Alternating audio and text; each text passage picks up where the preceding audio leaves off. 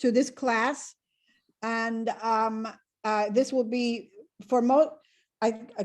Professor Kaiser has had access to your bios. In other words, from the first meeting we had, where each of you went around and said who you were and what you were thinking about this and why you took the course. We shared those with him, which gives him an opportunity to know who we are. And the range of, most of us believe that abortion should be legal and think it can be ethical. And at the same time, any number of us don't hold what would be seen as classic politically correct positions on the issue. There are people who have some doubts. There are people who want to know more about this, different things that people said in their bios about how seriously they take abortion, etc. So I think that this will be a very enlightening class and a very good opportunity to hear and exchange ideas with someone who is with Professor Kaiser, who is well steeped and knowledgeable and written very widely on the question of pro-life perspectives on abortion. And I'm personally looking very much forward to this. I met Professor Kaiser many years ago when Peter Singer and Charles Camasey and myself organized a pro-life, pro-choice dialogue at Princeton. We had 200, I think we had 400 students, 200 from either, 400 attendees, 200 from each side, and a very well-balanced faculty. And it was a great meeting. I think you can actually still get online to see some of those things. Let me thank Professor Kaiser for joining us. And let me say a few words about him. He sent us a little bio, but I went a little deeper and went on his faculty page to see more about him. Professor Kaiser is a professor of philosophy at Loyola Marymount. I think it's a university, yes, university. I remember it from my youth as one of the best Catholic women's schools in America.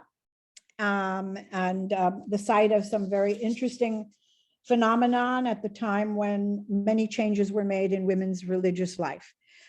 He has also been, let me see, he got his degrees are from Boston College, and his PhD is from the University of Notre Dame. So he is a Catholic educated guy. He's been a Fulbright scholar.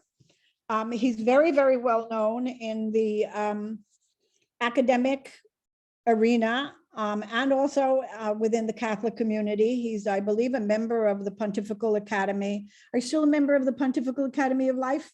Yes.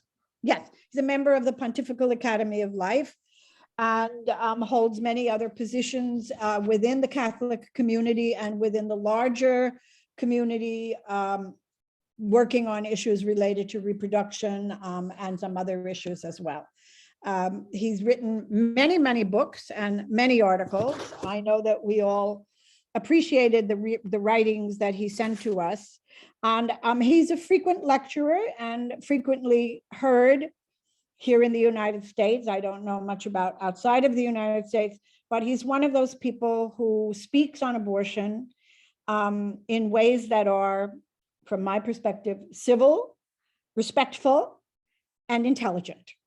And therefore, he can be, for those of us who are pro-choice on abortion, a good challenge.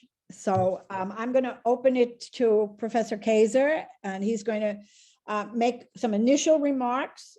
Then we're going to talk a little bit with him. And then he's going to sort of divide his presentation into 3 parts. And after each part, we'll have time to talk about it, to ask questions, to present our own ideas, and just hopefully have a really good chat with each other. So Professor Kaiser, the floor is yours. Great. Thank you, Frances, for that kind introduction. I do recall our meeting at Princeton, and I recall especially having dinner with you. Yes. And I remember thinking what a wonderful exchange we had and what a nice dinner. So I'm very grateful for you for inviting me here and also for the kind way you've treated me and those good memories from dinner. And this is not unusual for me. So I remember my very first philosophical conversation. I had snuck out of my house with a 5th grade boy. I was in 4th grade. And we were going to go TP another house. And my friend, I don't know how this came up, but we started talking about abortion. And he said to me, now, come on, you're saying that one little single cell is equivalent to you and me? And I thought, well, no, that seems great. No, I'm not saying that. Well, then how about like 2 or 3 cells? I mean, that's not equivalent to me either, right? Well, no, I don't think that. And I started thinking about this issue way back then. And it was for me, not in the context of, I hate this person's a total idiot and crazy. Not at all. Not at all. He was one of my best friends, actually. And then when I went to college, I had a roommate that was very, very different from me. He was a different religion. He was an atheist. He was from a different part of the country. And he was pro-choice. And so we spent many, many hours in our as roommates talking about this and debating this. And once again, for me, it was not a matter of, enmity or dislike or, this is my enemy or anything like that. He was my best friend in college. And when I got married, I asked him to be the best man at my wedding, and he was. And then when he got married, he asked me to be the best man in his wedding, and I was. And we're still friends. We still talk frequently. And so for me, I don't think of this issue, as important as it is, as an issue that means you are disrespectful or rude or, in a big fight with somebody. I don't think of it that way at all. And in fact, just to let all of you know, I don't intend at all to try to change your mind about this issue. All I hope to do is simply help you maybe understand the pro-life perspective maybe a little bit better than you do now. That's it. Obviously, it's a free country, and you can decide exactly what you want to believe and stuff. And I don't have any illusions that somehow what I'm going to say is going to change your mind. But I do think that understanding someone else's perspective can, at least at times, be quite a valuable thing. And that goes for me too, to understand your perspective. So I'm hoping for some exchange of views, and that we can come to understand each other's views hopefully better. And that mutual understanding, I think, is definitely a valuable thing. So let me start off the first part of my presentation. I'm going to try to share my screen if my meager skills and technology will allow. Oh, good. It does look like it worked. Okay. So what I'm going to do is, let's see here. Wait, use slideshow. Yeah. I'm going to basically have my remarks divided into 3 parts. So the first part, I'm going to talk about this idea of, when does a human being begin to have basic rights? And I'm going to look at the answer given by 2 very famous authors, Alberto Giabolini and Francesca Minerva, their answer. And then the second part of my presentation, I'll look at the idea or the question, does every human being have human rights? And we'll talk about that a little bit.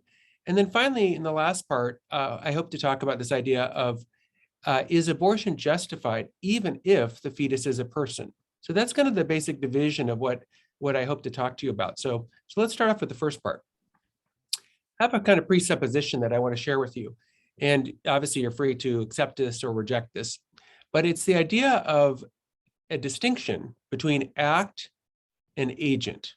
So what I mean is this: it's possible to evaluate an act as good or bad, as right or wrong, and yet refrain from judging an agent as, say, bad or wicked, or for that matter, good. So I'll give you an example from my own life that is kind of relevant for this. I'm sure we'd all agree that stealing is wrong. And one time I was in Princeton, and I was going to a lecture there, and I went into the coat closet when the lecture was done, and everybody's coats are there and bags and stuff. So I grabbed my coat, I grabbed my bag, and I walk out, and I'm walking home. And for some reason, I look in the bag. I don't know, I wanted to check and see something. And I look in the bag, and all of a sudden I see this iPad in there. And then I look around the bag more, and I realize, oh my gosh, this is not my bag. I mean, it looked just like my bag, but it wasn't. So I turned around and returned the bag to the coat room, and found my own bag and took it home. Now, in a case like that, one way to think about it would be, the act I did was wrong because I took someone else's property without their permission. So that's a bad act. But am I a bad person for doing that? I would say no. It was an innocent mistake. I honestly didn't understand what was going on. And likewise, you can have the opposite. You can have for instance, a bad person who does a good act, right? So think about a mafia Don, who is a really terrible person. He sells drugs and he orders people to be killed and he does all kinds of terrible things. And yet maybe he once in a while does a really good act. He goes to the homeless shelter and helps the homeless. So the act is a good act, but the agent is not good. Now, I think about this act-agent distinction. I think it's very important in talking about the abortion issue, because sometimes people think to themselves something like this: well, I know so-and-so who had an abortion, or I know so-and-so who is against abortion, and I think that person is a good person. And therefore they conclude, well, then therefore the act of abortion must be good, or the act of opposing abortion must be good. But I think that's kind of a mistake, because again, you can make a judgment about an action and totally refrain from making a judgment about the goodness or badness of an agent. So in my presentation today, I want to emphasize that I am making no judgment at all about persons. I'm making no judgment at all. My view is that unless I know someone's mind and heart, I can't determine, what their subjective culpability is. So I'm making no judgment at all about persons. But what I am seeking to do is to make a judgment about actions, to try to determine, is this action a just action or an unjust action? So it seems to me there's three fundamental questions that are debated in this topic. And the first would be, is this individual alive? And a second question is this individual a human being? And a third question would be, is it wrong to kill this individual? And I want to emphasize that theology, religion, and faith are not needed in order to resolve these questions. These are not questions that theology or religion or faith is a necessary characteristic to answer any of these questions. And part of the reason I think that is because of people like Bernard Nathanson. So Bernard Nathanson, as you may know, was one of the co-founders of the National Abortion Rights Action League. And he was a physician who himself performed around 70,000 abortions and oversaw them or performed them personally. And Bernard Nathanson, after the advent of ultrasound, which allowed a kind of window into the womb, changed his mind about abortion. But Bernard Nathanson, both while he was performing abortions and then after he changed his mind and stopped performing abortions, identified himself as an atheist. Now, it is true that a decade or so later, he no longer identified as an atheist, but he came to this pro-life conclusion as an atheist. So these questions are not ones that are something that you need faith or revelation or religious belief in order to answer. Now, everybody agrees, I think, that everyone in this conversation that we're having today, all 26 of us, are human beings that have a right to live. That is to say, if someone were to break into your room right now and kill you, right, that person would do something as an action that's wrong. So we all have a right to live. Now, the question is, when did we gain this right to live? And there are mutually incompatible accounts of when an individual gains a right to live. So for instance, some people say that once you have a conscious desire to continue to live, that's when you have a right to live. And that's the view actually we'll talk about for the most part in this first section. Other people say, well, it's at birth that an individual gains a right to live. Others say it's not at birth, but it's before you are born. It's when you're about maybe 25 to 32 weeks in utero, when you have some conscious desires. So this is the view, for instance, of David Boonin, who wrote a book called A Defense of Abortion. Other people think it's viability. It's when the fetus can live outside the womb with technological help. So the Supreme Court, for instance, in Roe versus Wade, talked about viability as a signal moment where the individual fetus in question gains a kind of status. Other people thought of quickening as the key moment, and quickening would be when the woman can feel fetal movement. On the other hand, before the woman can feel fetal movement may exist. So another possibility would be not felt fetal movement, that's quickening, but rather just any fetal movement at all. Another possibility is sentience, and that would be when an individual can experience pain. Another might be human appearance. So if you've ever looked at one of those books, What to Expect When You're Expecting, or any of those kind of pregnancy books, they'll have pictures. And at the very end of pregnancy, a week before birth, obviously the human being looks very much like a newborn baby because basically is a full developed baby at that point. On the other hand, at the very beginning, it just looks like a bunch of cells and it has no human appearance. But somewhere along the line, and we might debate about when that is, the human being in question gains distinctly human appearance, right? Has eyes and ears and a thumb and all those things that we would immediately recognize as human appearance. So anyway, the idea would be maybe that's when you gain a right to live. And then a final option would be conception, that you gain a right to live as soon as you come into existence. Now, what I want to do is point out that these are mutually incompatible. What I mean is, if you gain a right to live at viability, well, then you don't gain a right to live at birth, you gain it earlier. Or if you gain the right to live at fetal movement, you don't gain it later at conscious desire to continue to live. So these can't all be true, right? It can't be true that you have a right to live because of number 1, 2, 3, 4, 5, 6. If you gain it at, say, birth, well, then the other ones are not when you gain it. So they're mutually incompatible. We got to choose among these. Now, how did Giuliani and Minerva answer the question of when do we gain the right to live? So we have it now. We had it yesterday. We had it last year. But when did we first gain it? Well, what they say is this. They say the same conditions that justify abortion may also exist after birth. So it's clearly true that, say, some people get an abortion because they are in bad financial circumstances. But it's possible to have bad financial circumstances arise after a baby's born, right? Maybe the company you work for goes out of business. Maybe there's a huge economic crisis in your country. Maybe the Russians invade your country and all of a sudden everything's in turmoil. So the circumstances that might justify an abortion could also exist after a baby's born. And they say the same arguments that apply to killing a human fetus can also be consistently applied to killing a human newborn. So why do they think this? Well, they think this in part because they say that when circumstances occur after birth, such that they would have justified abortion, what we call after-birth abortion should be permissible.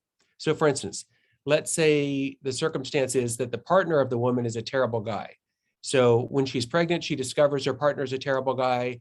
She finds his cell phone and sees, texts from some other woman or something. And then she says, okay, well, I'm going to get an abortion. Well, that same circumstance could also occur after a baby's born, right? Maybe the baby was born yesterday and then she finds the guy's cell phone. And again, looking on the cell phone, she says, oh, he's a terrible guy. He's cheating on me. Okay, those circumstances are alike. And so the argument is, if pre-birth abortion is justified in these circumstances, so too post-birth abortion should be justified in these circumstances. Now, why do they think that killing a newborn baby is morally okay? Well, what they say is this: the moral status of an infant is equivalent to that of a fetus. There is, in other words, no moral difference between a newborn and a fetus. Why? Well, they say neither can be considered a person in a morally relevant sense. So as I'm sure you've talked about in this class, people conceive of personhood in different ways. And so the idea would be that neither the fetus nor the newborn infant is a person in the morally relevant sense. And so they say it's not possible to damage a newborn by preventing her from developing the potentiality to become a person in the morally relevant sense. So in other words, their view is, look, yes, of course, a newborn could develop into a person like you and me, just as a fetus could develop into a person like you and me. But when you kill a fetus before it's a person, well, that's not really killing a person. It's killing something with a potential to become a person. And the same thing would be true of killing a newborn baby. Newborn baby also is not a person in this morally relevant sense. And so to kill a newborn is morally permissible. So both the newborn and the fetus are potential persons, but neither is an actual person. So, and they say, we take person to mean an individual who is capable of attributing to her own existence at least some basic value, such that being deprived of this existence represents a loss to her. So if someone were to break into your room right now and try to kill you, you would resist that. You would not want that. Why? Because you value your own existence, right? I assume you want to keep living. And so you know you exist and you value your continuation of life. And so someone killing you would wrong you. On the other hand, what they point out is, look, the fetus doesn't have this. The fetus does not know she exists. The fetus doesn't know and therefore doesn't value her own existence. And it's also true of a newborn baby. He doesn't know he exists and he doesn't value his own existence. So killing both the newborn and the fetus, on their view, is not killing a person. It is morally permissible. So in order for harm to occur, they say, it's necessary that someone is in the condition of experiencing that harm.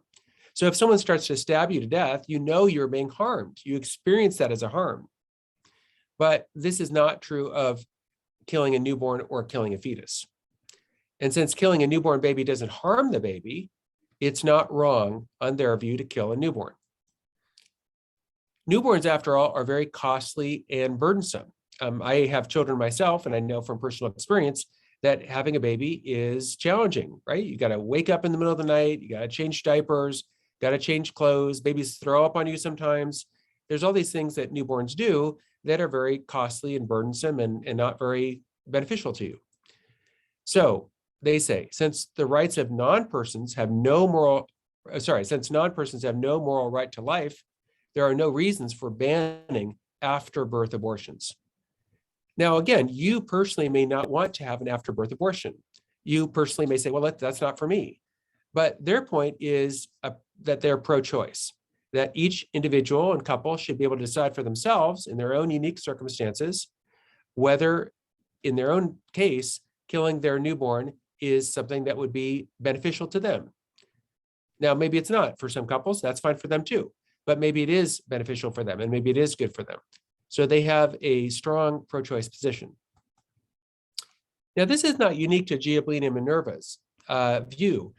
In fact, female infanticide has been practiced and is practiced today all around the world. So it's estimated that in China, there's been about 40 million victims of female killing, basically either before birth or infanticide.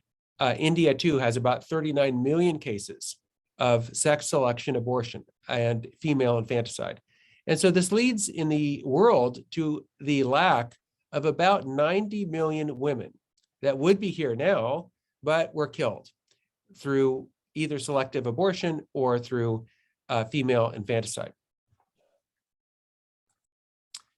Now, I should point out that Giablini and Minerva, the two authors I've been talking about, accept the idea that the human newborn and the human fetus are both alive, and they also accept that they are members of the class of human beings. So the authors that I'm looking at are not denying either of these things. And so it's true that philosophers, both pro-choice and pro-life philosophers, think it's possible to give human being a precise meaning. This is from the Princeton philosopher Peter Singer, who's pro-choice both for abortion and also pro-choice for post-birth abortion. He says we can use it as equivalent to member of the species Homo sapien. Peter Singer says whether a being is a member of a given species is something that can be determined scientifically by an examination of the nature of the chromosomes in the cells of living organisms. In this sense, there's no doubt that from the first moments of its existence, an embryo conceived from human sperm and eggs is a human being. So again, this is Peter Singer's view that I'm presenting to you, and he's pro-choice, again, both for pre-birth abortion and also for post-birth abortion. Now, why do Peter Singer and Giablini and Minerva and these pro-choice thinkers believe that the human embryo is a living being? Well, part of it is that there's a lot of evidence from science that the human embryo and the human fetus and the human newborn is a living entity. For instance, this 10th edition of The Developing Human, this embryology textbook, says human life begins at conception, and this marks the beginning of each of us as a unique individual. A zygote is the beginning of a new human being. So this is not a pro-life or pro-choice ideology. This is a matter of science. So is this individual a human? Is it a living being? Well, if we think about distinguishing between living things versus not living things. So say you and I are living, and the water bottle I have in my hand is not a living thing. Now, how do we know the difference? Well, part of the difference is that living organisms grow. They grow proportionally. So even if you've reached your full height, as I have, I'm still growing cells all the time, replacing skin cells, et cetera. So growth is a sign of an entity being a living entity. Living entities are capable of assimilating nutrition. Living entities exhibiting parts that exhibit a unity. They respond to their environment in various ways. They adapt to their environment in various ways. They are not parts of an organism. So say an egg is a part of an organism. It's part of a female organism. Sperm are part of a male organism. But an individual living being is not a part of another organism, although it can be within another organism. It has its own intrinsic principles of operation. So if we think about a human newborn, it has all these characteristics. If we think about a human fetus, it has all these characteristics. If we think about a human embryo, it has all these characteristics. So the individual in question is a living being. It is not just a clump of cells.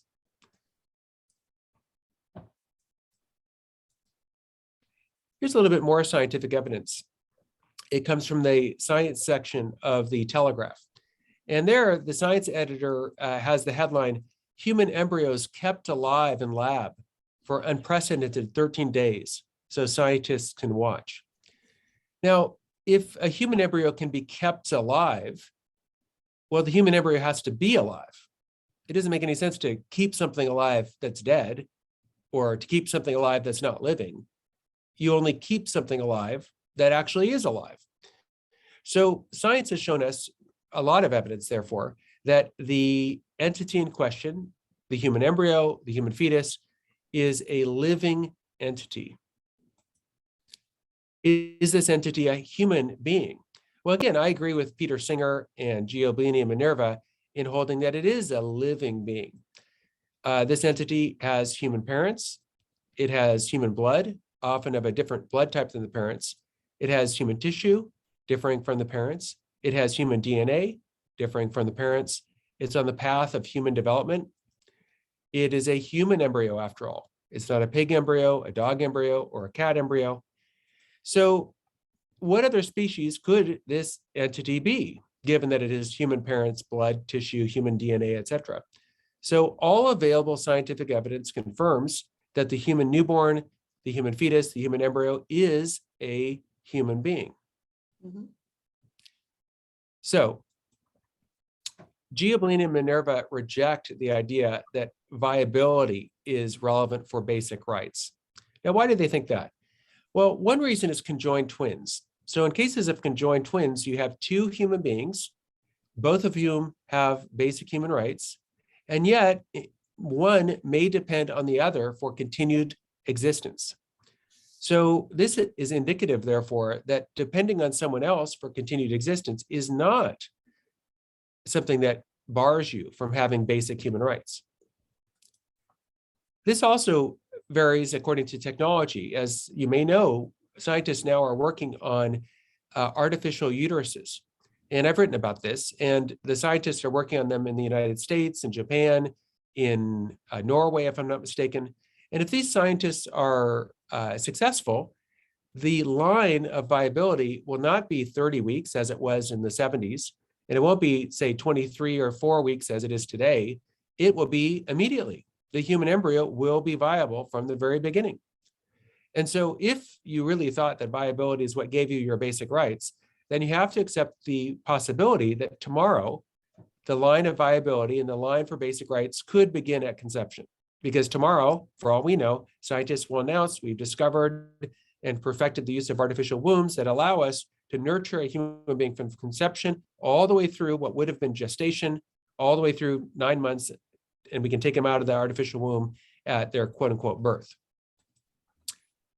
It's also over-inclusive in the sense that the ability to live on your own is clearly irrelevant for having basic rights. There's all kinds of animals that can live on their own, dogs, cats, all kinds of things, but we don't grant them basic rights. So the viability, the ability to live outside the womb without artificial help is really irrelevant for having basic rights. We don't grant basic rights to all these other entities that can do that. Okay, what about sentience? So Giablini and Minerva also would reject the idea that sentience is what gives us our dignity. After all, bugs and rats are sentient.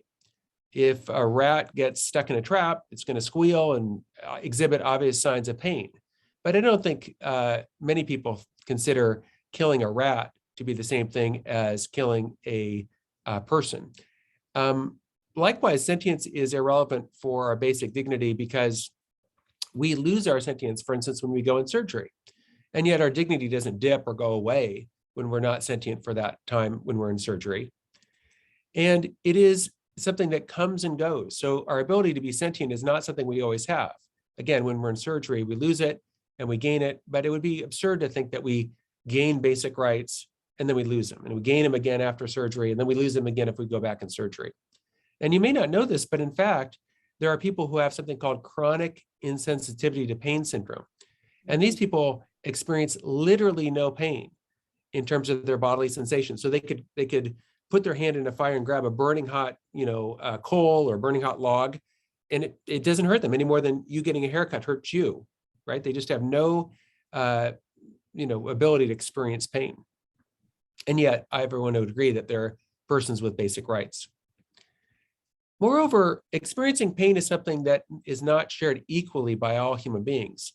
So some people are very sensitive to pain, other people are very tough and stoic and not so sensitive to pain. And yet, we want to have equal basic human rights. And so to have a radical difference between people this way is problematic. So Giablini and Minerva reject the idea of a magical birth canal. The idea that passing through the birth canal somehow magically transforms a mere fetus with no value into a human being that has basic rights just like you and me. That seems problematic. They reject this idea that birth or location is relevant. After all, think about it. Dogs, cats, rats, all kinds of creatures are born. But we don't say, well, just because a cat is born, therefore a cat has a right to live, or a rat or a dog. And it is true that if we have artificial wombs, then we might be able to move, quote unquote, birth all the way back to the beginning. And in fetal surgery, sometimes you have the fetus removed from the uterus and surgery is done and then put back in the uterus. So then are we to think that the human being in utero does not have any rights before surgery, then during surgery, because it's outside the womb, now it has rights. And then when you put it back in, it loses it. And if there's another surgery there, it gains it again. Back in the womb, it loses it. I mean, that's a crazy view, right? We can't have our basic human rights coming and going back and forth like that. Giablini and Minerva would also hold that human appearance is irrelevant. The fact that you look human or don't look human is really irrelevant for your basic human rights. So first of all, this is under-inclusive. Think about some human beings who are victims of fires. Some of these people are terribly, terribly disfigured, and you hardly even see their human appearance because they're so disfigured. And yet they're just as much persons with basic rights as you or me. It's also over-inclusive, right? There are some beings like wax figures in Madame Tussauds, what is Madame Tussauds Wax Museum, that look very human. In fact, you might mistake them for being human, but just because they look human doesn't give them any basic human rights. And basing your rights and your dignity on your appearance is basing it on something that's morally irrelevant, right? We don't think that if you're super beautiful, you have more rights or more dignity than if you're not. And this is very much a place where bias enters in. When you judge other people based on their appearance, and you think, well, you don't look like me, and therefore you don't have basic rights. So when do Giablini and Minerva, if they're right, when do they think personhood begins? Well, they think that personhood begins when an individual is self-aware. And psychologists test this by the mirror test. So with, say, animals and also with little human beings, if you put them in front of a mirror, they think it's another entity, another creature. Like this little child here thinks this is another baby in the mirror. right? They don't recognize themselves in a mirror. But then once you become self-aware, you notice, oh, no, this is me that is in the mirror. So when do they get old enough to pass this mirror test? Well, about 2 years of age. So if we accept Giablini and Minerva's proposal, we should be pro-choice, not just through pregnancy, but also pro-choice all the way through until self-awareness begins. And self-awareness begins in human beings around the age of 2. So for some, it might be a little bit earlier, maybe a year and a half. But for some, if you have a developmentally delayed child, maybe be age 3 or 4 or 5, but around for most kids, the age of 2 would be when you have basic human rights. So if you agree that abortion is ethically permissible in certain social, economic, or psychological circumstances, Giablini and Minerva say consistency demands that post-birth abortion, that is infanticide, also be accepted. In other words, the same reasons that justify abortion of the human being prior to birth also justify killing a newborn after birth. All right, so I'm going to pause there, and that's the first part of my presentation.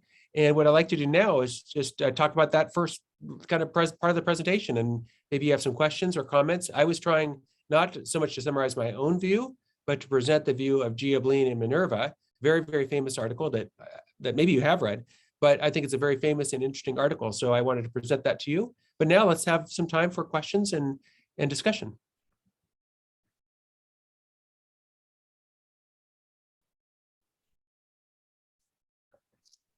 Any initial reactions? Good. Thank you, Professor Christopher. In your text, you suggest that we have to refer to the fetus as a human being, because if we don't say that it involves some kind of humanity, we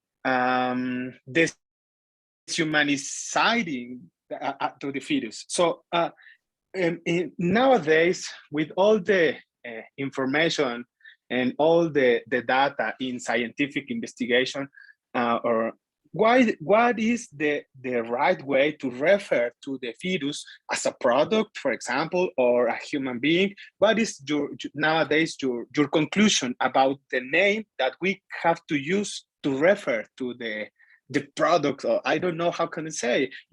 Also, let me say that your argument is very, very stronger. I like it, but I have this doubt about how can I say to the fetus, the product, the prenatal human being or something like that. So please, Professor, tell us about. Sure. So the term fetus is a term that's a relational term. What I mean is it's a little bit like a father and child or husband and wife. It's a kind of term that goes together. So fetus is Latin, and it just means little one. And the corresponding term for a pregnant woman is a gravida. And so I think it's fine in a medical context, if you're in the hospital or whatever, and you're talking with the nurse, whatever, to talk about, the gravida is blah, blah, blah. And that's just a medical, technical way of talking about a pregnant woman. And the same way is true of talking about a fetus, a little one. In those medical contexts, I don't see any problem with the term. I would say there is a little bit of a problem with the term, though, in that it can be what you might call a dehumanizing term. So for instance, there's ways of talking about other human beings that reduce them to subhuman, right? So for instance, oftentimes this happens in war, where one side will call the other vermin, right? And the idea is to dehumanize the other so that it's easier to get rid of them, easier to stigmatize them. And so I don't think it's really appropriate to use the term fetus in that sort of way. Mm-hmm. So how is it fair to talk about it outside of a medical context? I mean, if you're a nurse and a doctor talking about a patient, I think it's fine to say a gravida and a fetus, no problem. But in regular everyday conversation, I think it is a kind of dehumanizing term. And so I think that because I think we should avoid stigmatizing terms, dehumanizing terms. And so, because I think that in general about all human beings, like I don't think we should use the N word for Black people. I don't think we should use any dehumanizing term for any kind of people.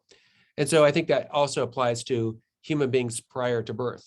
And so, what should you call this? Well, you could call it a prenatal human being. You could call it a human being in utero. You could call it an unborn child. You could call it a baby waiting to be born. You could call it lots of things. And I think all those things are fair ways of talking about it. I think it's kind of interesting that outside the context of abortion, almost no one refers to the fetus, right? When people have a baby shower to celebrate the pending birth, they call it a baby shower. They don't call it a fetus shower. When a pregnant woman has that, feels the kicking and says, hey, to the other kids in the family, come here, feel this. She doesn't say, feel the fetus kicking, right? She says, feel the baby kicking, right? So I think that again, there's nothing wrong with using the term fetus in some medical contexts, but I think outside those contexts, often, not always, but often is deliberately dehumanizing. And I think that we should speak in respectful ways about all human beings and never deliberately dehumanize any human being. Professor, let me to say anything else quickly. The same argument you used to propose that we use, for example, this kind of terms, it's analogous, and this is the same in the spirit to refer to the. Let me to say it. We use a lot of terms that are, for example, scientific terms or philosophical terms, or I say to technical terms or concepts in our current speaking, and it is not a problem. So why we have to change or not to use, for example, fetus to refer to the product or to prenatal human being or something like that? That is, in fact, I think we use a lot of terms and it not represent a problem or a trouble in our diary discourse or something like that. That is, I don't know, see the problem in the Yeah. Well, if I understood you correctly, I think I agree with you. I don't think there's anything inherently problematic about the term, as if it should never be used. But I do think that, again, the general principle would be this. I think that we can use language in such a way to dehumanize others. Mm-hmm. And sometimes this is when you use racial epithets and you call someone, again, the N word, you call someone a term that makes them less than fully human. So I think that using terms like that is problematic. So the question would be, is fetus a term like that? And I could see your point. Maybe it's not. But I do think it could be.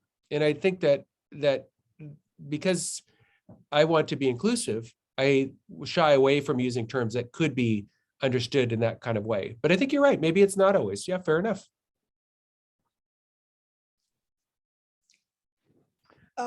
Gustavo. Yeah. Thank you, Chris. I have a question. There is no question about the embryo being a human being. Yeah, an embryo is from the very beginning a member of the species. Yeah, it has the DNA of the species. The question is rather whether the embryo is a person, which is not the same thing. Yeah, we all agree that it is a human being, a member of the species, but just by belonging to the species, that makes the embryo a person. And as you show us, there is not just one single criterion on personhood. People disagree about what a person is and who's actually a person, whether animals, for instance, are persons. So there are some criteria that are under-inclusive, yeah, and probably Giubellini and Minerva Minerva's concept is under inclusive, because we usually think that small babies, pre-linguistic babies, are persons. Yeah, probably we don't all agree that a fetus is a person, or that an embryo is a person. But one of the things you say in your text when you're discussing about personhood is you present two different concepts of personhood. One you call the endowment account of personhood, which is the one that you favor, and you contrast it with the functional view of personhood. Yeah. One of the reasons that you give against the functional view is that functioning exists on a sliding scale. Yeah, and that has the consequence of that we're going to be talking about degrees of moral status, and that's very problematic. Yeah, because the more the capacity of a human being or a being in general of being sentient, the more value, or the higher the degree that being is going to have. Yeah.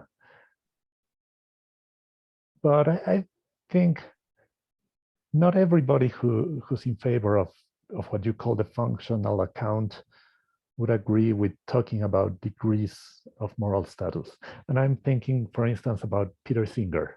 I think Peter Singer would say, no, I'm in favor of a concept of personhood in terms of sentience, not self-awareness, just sentience. Yeah. And there's a certain point in pregnancy when you can say, well, at week number 24, 20, 25, something like that, there's we have the development of the cerebrum, and then comes sentience. Yeah, and then you can talk about personhood. And he's gonna say something like, well, and personhood is not something that comes in degrees, or I don't know if he would put it like that, but he would say moral status is not something that comes in degrees. Yeah, moral status is something that either you have it or you don't have it. Yeah, so that fetus has moral status, and then we have certain obligations, and we have to treat the fetus at that point as a human person. Yeah. I don't know how this affects your criticism of the functional view. Is one of the arguments that you give against it. So I wanted to ask you about this, because if we take the functional view, and it's probably not the only kind of view that we could have about personhood, if we put it in these terms, then it's subject to that kind of criticism. So I would like to know what you think about this. Yeah, thank you, Gustavo. I agree with you that, say, sentience is something you can have or not have, and that it's not like on a scale. So when I'm talking about functionality, what I was thinking of is something like the ability to communicate. So in a very famous article, Marianne Warren talks about the idea that part of what makes you a person is the ability to communicate. And it seems to me that a criteria like that is on a kind of sliding scale. So what I mean is, like, a 2-year-old can barely communicate, can maybe say, 10 words or something. Whereas your vocabulary, I'm sure, is whatever, 100,000 words, I don't know how many, right? So you're much more able to communicate. And then whoever is even better able to communicate than you are, it has maybe even a bigger vocabulary. and is even more able to communicate. So the ability to communicate, it seems to me, comes on degrees, right? And so my view is just that's a bad way of thinking about what makes us valuable. Because in my view, the fact that a 2-year-old or a mentally handicapped adult only has a vocabulary of 10 words is completely irrelevant. It doesn't mean that they have less value than I do, because I have a bigger vocabulary and I can communicate better. So I think that's a bogus way of thinking about what makes me valuable. Now, your point is a good one, though, because if you say with sentience, either you can experience pain or you cannot. That's a binary thing. Totally correct. The reason I reject that as a way of distinguishing persons from not persons is that a rat is able to experience pain. A worm is able to experience pain. A wasp is able to experience pain. But I don't think killing you or me is equivalent to killing a rat or a worm or a wasp. So that's why I don't think that just experiencing pain, sentience, is what distinguishes a person from a non-person. Because I don't think that, again, killing a rat is equivalent to killing you and me.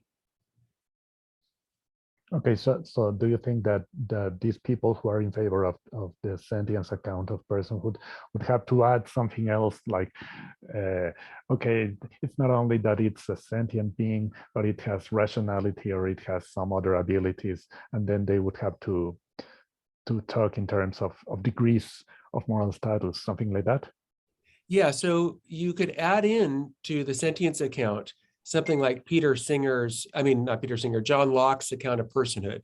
So John Locke talks about personhood as an individual who in different times and places over time can be accountable for their actions because they remember what they did and things like that. Now, my problem with Locke's view, though, is that what he's really talking about there isn't personhood in the sense of you're a being that has value.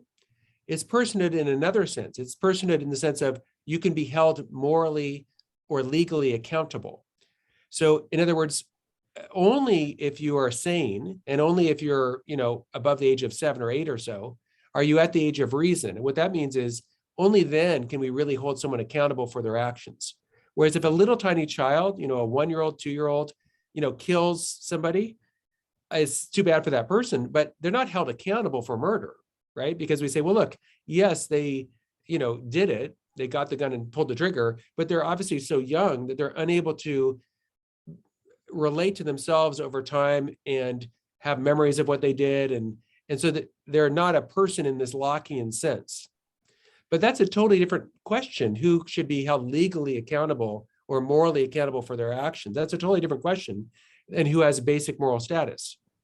Because I think there are many adult handicapped human beings who have basic moral status and yet can't be held ethically or legally accountable for their actions because they're so mentally handicapped that they might do a terrible thing. They might get a gun and shoot somebody, but we shouldn't put them in prison for life because they're so mentally handicapped. They can't be held accountable. But that doesn't mean they don't have basic moral worth. In other words, if I murder an adult man who's handicapped, or if I go rape an adult woman who's handicapped, mentally handicapped, I should be held accountable because they're a person just as much as I am. And the fact that their cognitive ability is lower than mine is completely irrelevant, right? It should not be permissible to rape a person or kill a human being because they don't reach up to the standards of personhood that I have. So that's why I reject the Lockean view of personhood. Okay, so you would say, and I don't want to monopolize the discussion, but well, just to have a clear idea of what you think of personhood, you would say a person is basically a member of the human species, and in virtue of the fact that human species has certain valuable characteristics, some sort of. So I'll actually talk in the second part of my presentation a little bit more about my view. So far, all I've done is try to present Giablini and Minerva's view. But I will talk a little bit more about my own view in a few minutes when we get to that. And okay, then, fine. Yeah. If no one else wants to jump in, I'll jump in a little bit right now. I have a couple of reactions and some thoughts on this. I think that the intensity of interest relative to abortion about defining either the moral status of the entity or the conceptus, I'll even be worse, I'll call it a conceptus, and whether or not, and to define personhood is such a, it's such a difficult and confusing area of thought. Ruth Macklin once said, she's not interested in this attempt to define personhood. And her reason for saying that, and she, and Ruth can be very dismissive of lots of things. And her reason was this. She said that when you're talking about abortion and who is this entity, who and what is this entity, and what value, rights, etc., status does it have?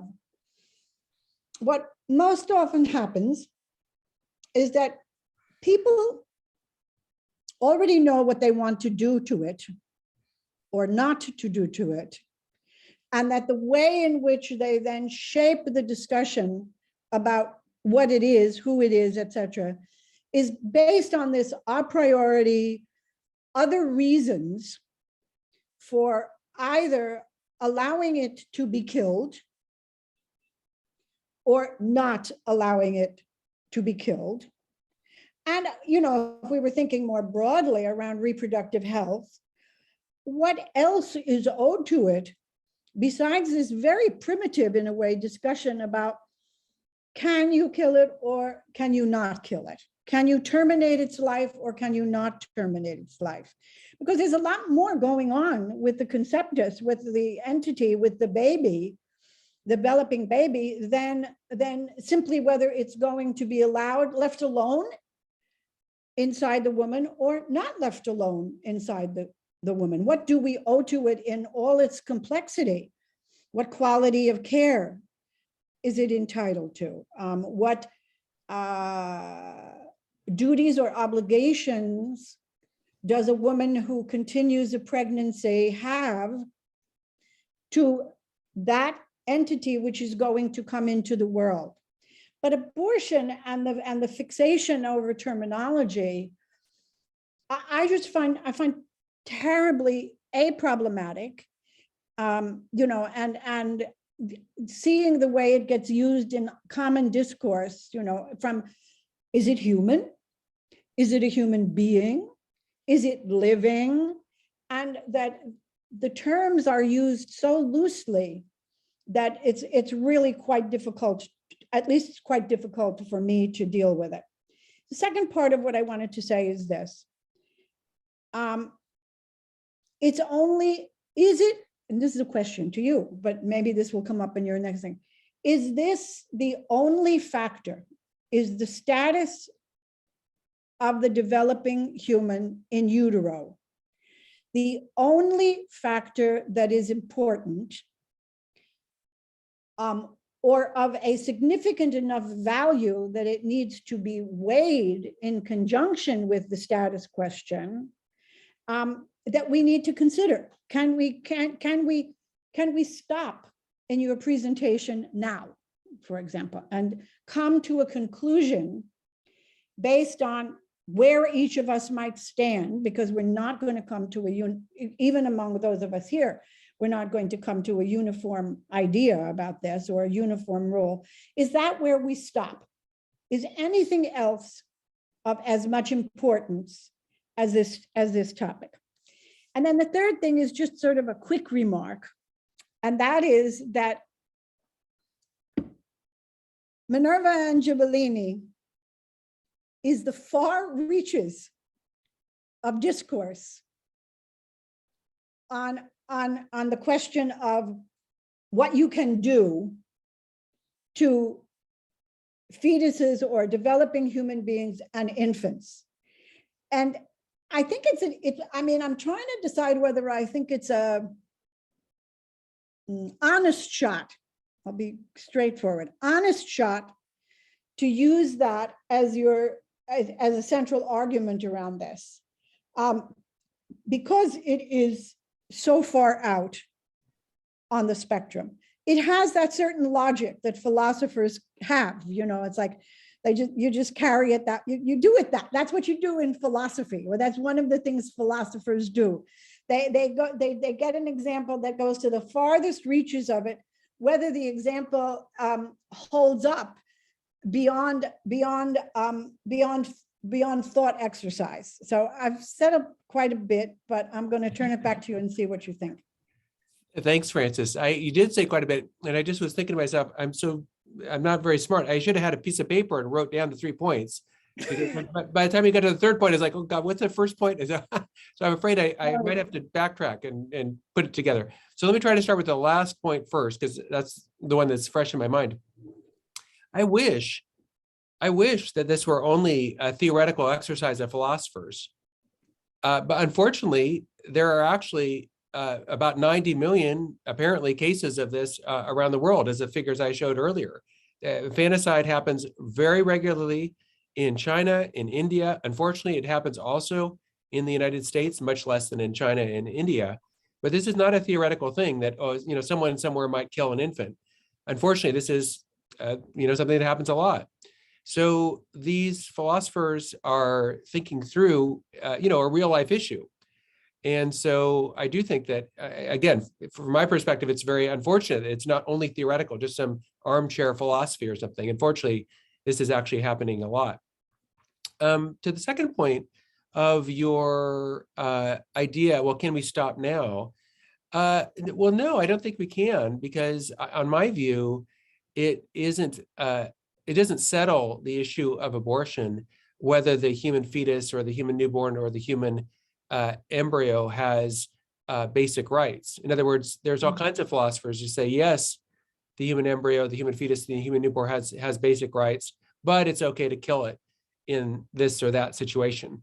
So no, that's not, for me at least, that's not the end of the conversation at all.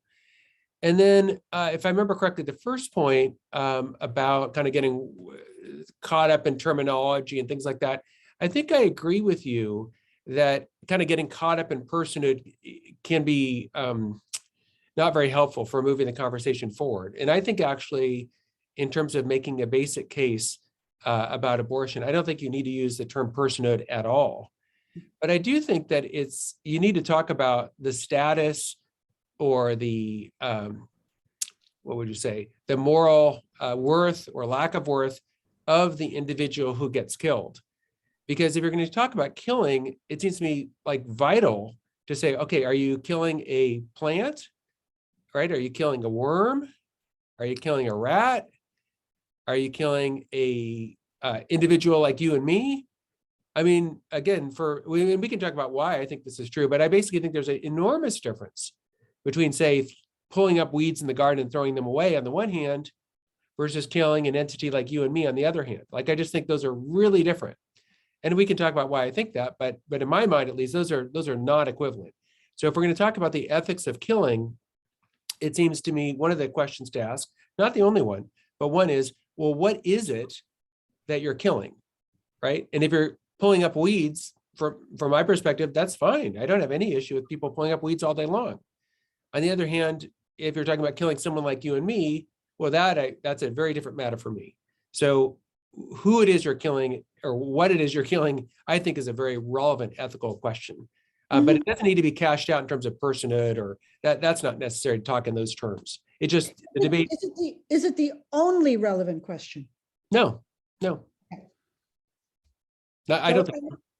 So as we move forward in the conversation, again, from a pro-life perspective, I'm not asking you to answer it right now, but certainly by the time we end this evening, what are the other relevant questions that need to be asked about abortion?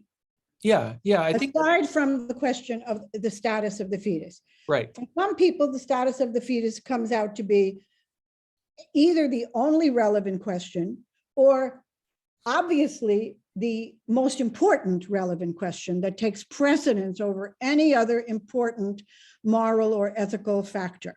Right. And for some, and I think this is one way of dividing us in a certain way, not necessarily dividing us, but delineating differences of opinion. For others, it's yes, it is an important factor, but there are some other factors that are of equal or greater value than that. And then, of course, we know there are those of us in the community, the far ends from both spectrums, which is, no, the only important factor is what the woman wants. I mean, we kind of break down in those 4 or 5 categories. Mm-hmm. Mm-hmm. And so one of the questions always is, and I think that's one of the reasons for talking with people who come along the spectrum somewhere else, is to gain some understanding of all of the factors. I mean, how do we look at presentation number 1 from you for those of us who are somewhere else on the spectrum? How important, does this have some importance for us? And that some of the students, some of the people in the class would be useful if some people would kind of speak up and give a sense of, I think about this, or I don't think about this, or I think this is, like not important. I don't think I'm asking you to answer a question there. Yeah, that's okay. Well, I can continue soliciting questions about this first part, or if you'd like, I can go to the second part. Go. Solicit questions. I think there were a couple of questions. Okay, good. I don't know if Jamie still wants to say something. Do we have more than one Jamie? No, it's me. Thanks so Okay. much, Gustavo. Hi, Frances. Just a quick question, more of a clarification about what you were saying about, apologies, I'm at work and I'm getting teamsed within an inch of my life. About the artificial uteruses, and maybe this is just, I need clarification. You said that with artificial uteruses, it can, when this technology happens, it could be argued that viability begins on day 1. And I don't quite understand that argument, because whether it's artificial or human uterus, you won't be able to, the embryo or fetus wouldn't be able to survive outside of it. So could you explain that a bit more? Sure. So the Supreme Court in Roe versus Wade talked about viability, and I was using the term viability in the same way that they were. And so what they said is viability is the ability to live outside the uterus, the woman's body, using artificial help. So in other words, if you have a prematurely born infant who's born at, let's say, 25 weeks, and the baby's outside the body, basically it's hooked up to a preemie unit. So it helps oxygenate the baby, keep the baby warm, all these things. Now, if you didn't have that technology, a baby born at 25 weeks would just die. Mm-hmm, right. So, centuries ago, all those babies would die. Today, and you may have friends that are born prematurely and they're perfectly fine because they're kept warm and the lungs are oxygenated, et cetera.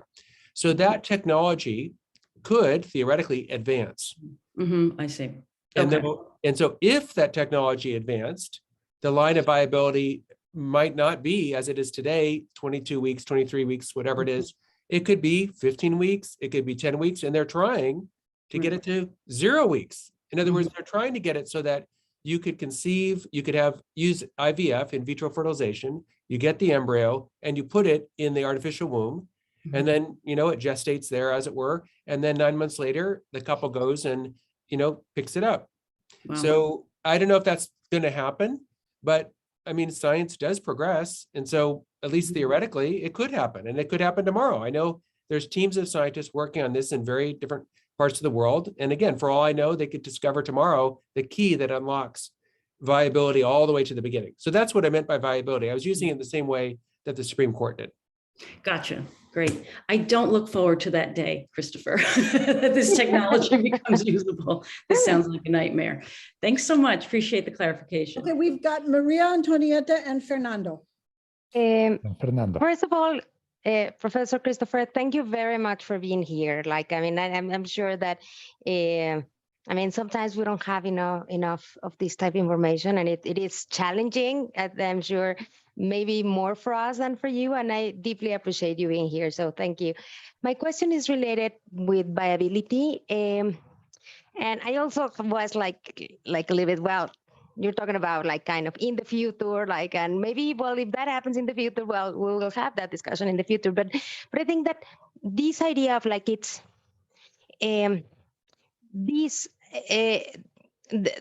when we have like I think that this is related with what Frances been saying, like, I mean, we are not discussing personhood kind of in a vacuum. This is related with this tension about the rights of a possible person and the rights of a person, that is that woman. And when we think about viability, is that it is not connected to a machine, it's connected to a full human being with rights that maybe it's being forced, that may, like she is like, I mean, like continue with the pregnancy, it's against her wishes, her health, her, I mean, this is something that like, so they're putting together these elements. I think it is important. So I would like to hear a little bit more about like, I mean, in that part of viability, when it's in tension with women's rights, then there we don't have a question about personhood, but suddenly like this woman is connected. So that part.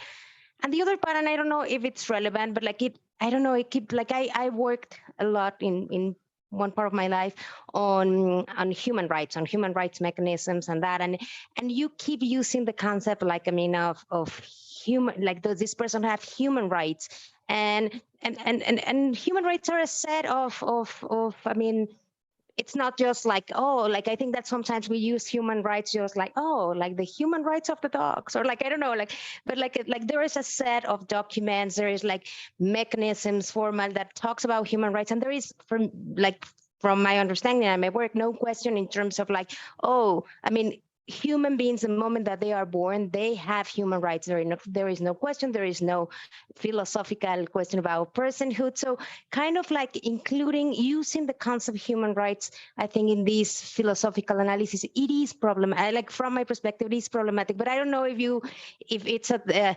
deliberate use, the concept of human rights, or like it's using the framing of human rights, because I do see some challenges there, or it, like, you mean the right to life, like just as a general concept, but not necessarily linked with the human rights framework. So again, thank you very much. Oh, thank you, Maria. I'm glad for your question about human rights. I'm actually going to talk explicitly about that in the next part of my presentation. And then I'm also glad for your question about, how do the rights of the woman, who everyone agrees is a person, how does that relate to this issue of abortion? And so actually, I am going to talk about that also in the third part. So I great questions. And if you could just, hold, and then you can return after I'm done if you want, and say, well, you talk about human rights, I disagree or agree, whatever you think. But I am definitely intending on talking about both those issues. Right. Good. Fernando? Hola, buenas tardes. Muchas gracias. Creo que yo puedo darme una idea de cómo, de la idea de la estructura del argumento, y supongo que es un buen momento para preguntar esto. ¿Qué pasa si yo estoy de acuerdo con Minerva y Giublini, creo que es, en que sí se puede, digamos que sí es aceptable matar a un feto o a un recién nacido, pero que de todas formas no me gustaría llegar hasta ese punto? Que de todas formas, y resulta que yo no soy el único, sino que todo el mundo estuviera de acuerdo en que el argumento funciona bien, pero nadie quiere llegar hasta esos extremos y decide, por ejemplo, abortar al tercer mes. Digamos que sé que me imagino yo que el argumento de las siguientes dos partes de la presentación tiene que ver con el rechazo de la postura de Minerva y Giublini, pero si, digamos, estoy de acuerdo, hasta acá me quedo o algo así. Gracias. Thank you, Fernando. Well, on my view, you're free to believe whatever you want to believe, whatever you think is true. So, I mean, if you want to accept their position, then it's a free country, and you can do that. Obviously, you have a free mind. You're free to reject or accept whatever views you want. I do think, though, that if you accept certain premises, well, then at least implicitly, you're accepting the things that follow from those premises. Or to put it differently, a different point, if you accept certain premises, you're also accepting what's presupposed by those premises. So it's not that anyone forces you to believe something, it's just that our minds seek consistency. And so if you hold whatever position you hold, there's going to be certain things that presupposes and certain other things that follow from that, holding that proposition. So again, it's up to you to assess, the arguments that are given and to come to your own conclusions about whether you agree with a particular point of view, a particular proposition, or maybe you reject the proposition. As for the group, I'm not sure whether the group all agrees with Giablini and Minerva's view. Maybe they do. I don't know. I haven't polled everyone. Maybe they do, or maybe they don't. I don't know. But I think that their view is, for me, their view is quite important, because I think that sometimes people don't see the implications of the view that they have. And so if you're going to be consistent, if you're going to hold, for instance, that to be a person, you have to be self-aware and value your own existence, then the conclusion that follows from that is actually that not only is infanticide okay, it's also okay to kill a child up to about the age of 2, when on average, human children are able to recognize themselves in a mirror. And then also it would follow that, say, there'd be a lot of adults who are mentally handicapped who would be fine to kill, because again, they may not pass the test of personhood. Now, I don't think that, but if you hold that to be a person, you need these things, well, that's the implication. So it's up to you whether you want to accept it or not. I mean, it's it's up to you. Mhm. Let's take one more question from Alberto and then move immediately to the second part of the presentation. Thank you very much. I have a doubt or a question maybe. First, I have this uneasy sensation, Christopher, that there is some sort of conflation in the discussion already. We already talked about viability, about rights, about personhood, and I think these are very different things that would have to be, let me say, a bit dissected before you. Maybe you're going to go with that in the next part of your talk. But first, I would like to ask you, how do you define individual? Because at the beginning, you mentioned something about growth and metabolism, something like that. And I had this uneasy impression that multicellular organisms can be individuals or algae or whatever. But an individual would be defined in biological terms as having organs and as having systems, being organized in a way, in an anatomical and functional way, that fetuses or embryos do not have. So I do not know if you would like to answer this or go to the next part and then try to separate these things, because viability has been discussed all over. Personhood also, I will come to this personhood discussion maybe after your next presentation. But this talk seems to me to be about rights, and then there's something about rights that Thule says, that Thompson says, also Peter Singer says, that do not really match with your concept of rights. So maybe you want to answer it, maybe you just want to keep it behind your head and go on with your presentation. Thank you, Albert. So I'm thinking about the idea of an individual as an entity that is distinct from other entities and has its own life. So why do I think, say, a human fetus is an individual? Well, I think that because it can take place that the, say, fetus dies in utero and that the woman continues to exist. So she's a different individual from the fetus. But the reverse can happen too. It happens sometimes that women die and that the fetus continues to exist. This happens in car accidents, for instance. That. What about frozen embryos? Would you say they are individuals? Yeah, yes, I would, because you have an entity that has its own life. It's just So for instance, multicellular.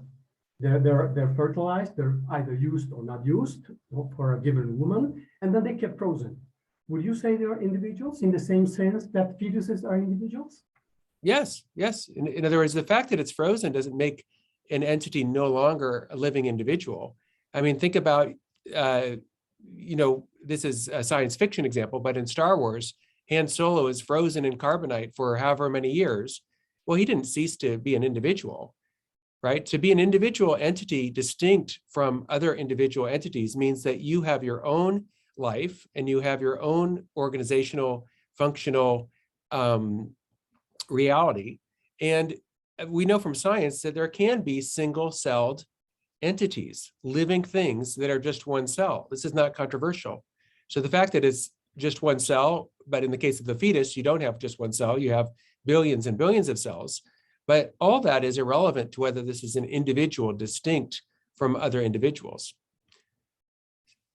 All right, so Frances suggested that I continue the presentation. So let me try to do that.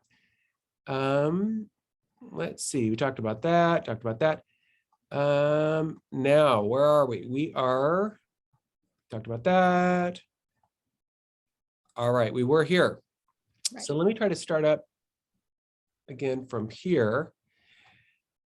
Talked about your question. So let's move on to the second part. Does every human being have human rights? And here I want to critique the view that we just talked about, Giablini and Minerva's view. And you'll notice that some of these critiques also apply to other pro-choice perspectives, not unique to Giablini and Minerva.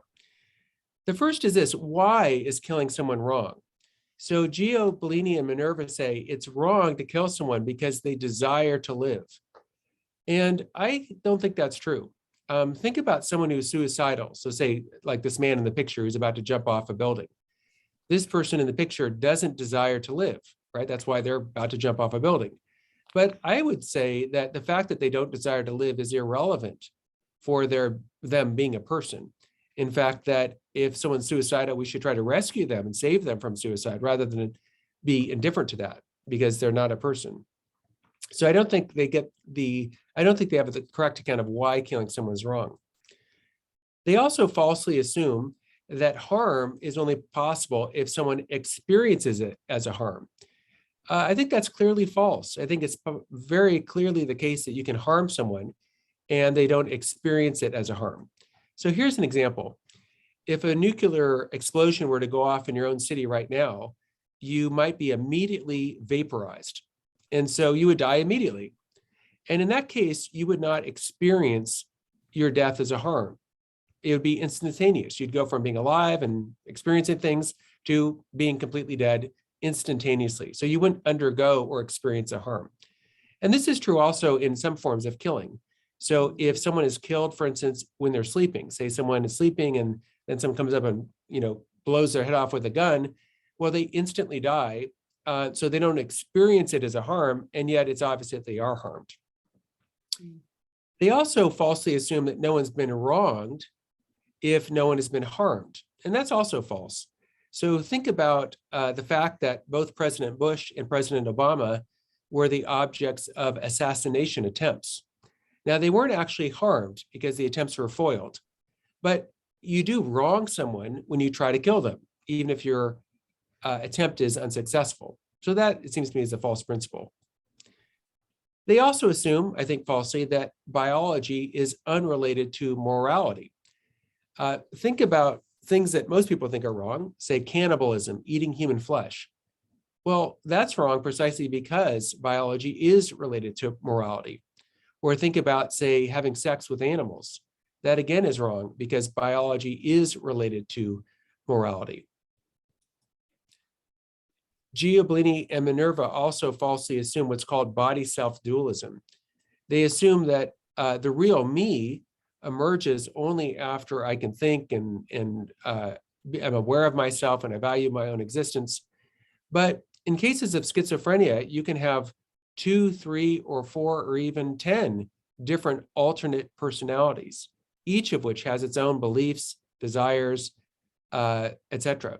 And so if you had a case of, say, a psychiatrist that cures someone with schizophrenia and gets rid of this chain of beliefs, desires, etc., I think that's not killing a person. Rather, that's curing an individual. In other words, an individual with multiple personality syndrome isn't multiple persons. They're just one person. But that means that it's a mistake to define personhood in terms of your thoughts, beliefs, desires, etc. On Giablini and Minerva's view, you actually were not born because you only arose after birth, 2 years or so after birth. That's hard to believe. They also falsely assume that not all human beings have basic dignity and human rights. And I want to call that into question. On my view, all human beings, all have basic dignity and human rights. So human rights, on my view, are moral claims that a human being should not be mistreated. And these fundamental human rights include things like the right not to be enslaved, the right not to be tortured, the right not to be killed intentionally. That's also called the right to live. And these rights can be physically violated. Obviously, you know, if you're really strong, you could enslave someone, you could torture someone, or if there's a really strong person, they might be able to intentionally kill you. So it's possible to violate these physically, but that's a moral violation, an ethical violation to do those things. So I think we can put together what I call the human rights argument. The major premise is all human beings have human rights, including the right to live, that is the right not to be intentionally killed by others. The human embryo, the human fetus, and the human newborn are human beings. And this was something that we already talked about. Giablini and Minerva agree with it. Peter Singer agrees with it. This is not a distinctly pro-life premise. And therefore, the conclusion is that the human embryo, the human fetus, and the human newborn all have human rights, including the right not to be intentionally killed by others. So we can call that the human rights argument. Now, let's consider this question. Is abortion wrong even if the fetus is not a person? It's an interesting question. Well, let's start off with the idea of, well, what's wrong with killing us? What would be wrong with someone breaking into your room right now and shooting you and killing you? Well, if that happens, you wouldn't lose your past because that can't be taken away from you. But what you would lose is your future. You would lose all the things that you would come to know in the future, all the things that you learn about tomorrow and the next day. You'd lose all the friends that you're going to make in the future. You'll lose all the experiences of beauty that you would have had in the future, the beautiful sunsets you would have seen, etc. So what's wrong with killing me and what's wrong with killing you is it takes away our chance for a valuable future. And this argument is not original with me. Don Marquis, who's an atheist, put forward this argument in a famous paper called Why Abortion is Immoral. And he said that abortion is immoral because it takes away a future like ours. So who has a future like ours? Well, unless it's killed, a newborn baby and a human being in utero has a future like ours. Unless they're killed, they are going to grow up and they're going to go to kindergarten and they're going to ride a bike and they're going to swim in the water and they're going to make friends and they're hopefully going to find someone to love, and they have a future like ours. Now, post-birth abortion and pre-birth abortion both deprive the individual in question of a future like ours. So if I kill a newborn baby, that newborn baby is not going to be able to go to kindergarten, is not going to be able to make friends, is not going to be able to learn things about the world, is not going to be able to experience the beauty of the world. And the same thing is true of pre-birth abortion. So I want you to note that fetal personhood is not claimed in this argument. It doesn't say anything about fetal personhood. All it says is it's wrong to kill you and me because it deprives you and me of a future like ours. But the same reason applies to killing a newborn baby, and the same reason applies to killing a human being in utero. If you kill either one of them, you deprive that individual of the chance for a future like ours. So you can put it in a syllogistic form like this. It's wrong to do actions that intentionally deprive individuals of a chance for a future like ours. But abortion and infanticide are actions that intentionally deprive individuals of a chance for a future like ours. Therefore, abortion and infanticide are wrong. One final argument I want to give is an argument from inclusion. when we look back at history, we see many cases of individuals excluding others who are not like us. So you find in racism, people saying, well, these people don't look the way I do, and therefore they have lesser value than I do. They don't deserve the same respect I do. They don't have the same basic human rights as I do. And in sexism, you see the same thing. Oh, this person's a different sex than me, so she doesn't deserve the same basic rights that I have. She doesn't deserve the same respect and dignity that I have. It's okay to use her. And with classism, same thing. The person's dividing human family into those that are rich and deserve basic respect and those that are poor that don't. It happens with religion. Sometimes some people say, well, if you're my religion, you deserve to be respected. But if you have a different religion than I do, well, you're kind of second class. You don't deserve basic human rights. We can use you, make you slaves, do whatever we want to you. It happened obviously with exploitation of native peoples, where European colonialists came and said, well, you're different than I am, and therefore we don't need to include you. And most egregiously, it happened with slavery, right? Where white people said to Black people, well, you're different than I am. You don't look the way I do. You are not fully a person. And that is exactly what the Supreme Court of the United States said in its famous Dred Scott case. It said that African Americans were, quote, 2/3 of a person. They weren't fully persons. And so it was fine to enslave them. They were really property, not persons. Now, I think you probably agree with me that basic inclusion includes inclusion from not being intentionally killed, enslaved, or tortured. And so we have now, you'd say, an argument from inclusion. So history shows it's wrong to exclude human beings different from ourselves from basic inclusion in societal protections. But denial of personhood to newborns or to prenatal human beings does exclude them from basic inclusion in societal protections, like not to being killed. And therefore, it's wrong to exclude newborns and prenatal human beings from basic inclusion in societal protections. So let me pause here again and ask you if you have any questions about this second section of my presentation.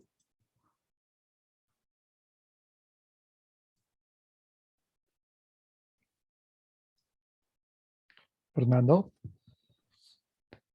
Sí, gracias. Estaba pensando en el argumento de privar a alguien de su futuro, de un posible futuro. Parece que uno le pone mucho más énfasis a las partes positivas de la vida que a las partes negativas. Entonces, la pregunta es ¿por qué hacer esta diferenciación? Hay vidas que pueden ser terriblemente llenas de sufrimiento. Entonces, imaginemos que tenemos el caso de alguien a quien privan de una vida llena de sufrimiento. Digamos, o sea, solamente es preguntar por esta cuestión de por qué no tomar en cuenta ambas caras de la moneda. Una vida está llena tanto de sufrimiento como de cosas buenas, ¿no? Normalmente nos fijamos más en las cosas buenas porque gracias a nuestra psicología podemos racionalizar las cosas malas y seguir con nuestra vida, o que no siempre es así.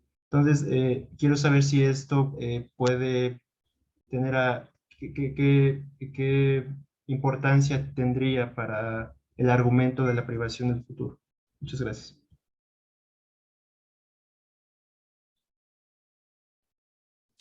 Thank you, Fernando.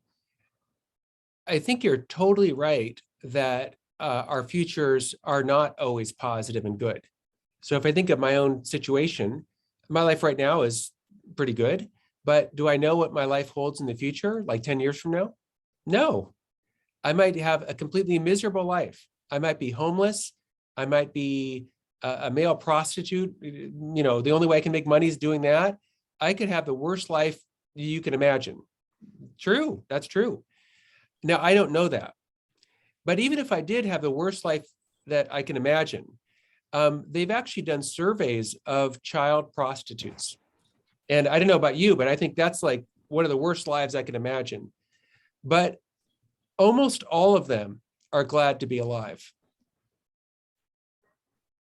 Even child prostitutes who have a terrible, terrible situation, obviously.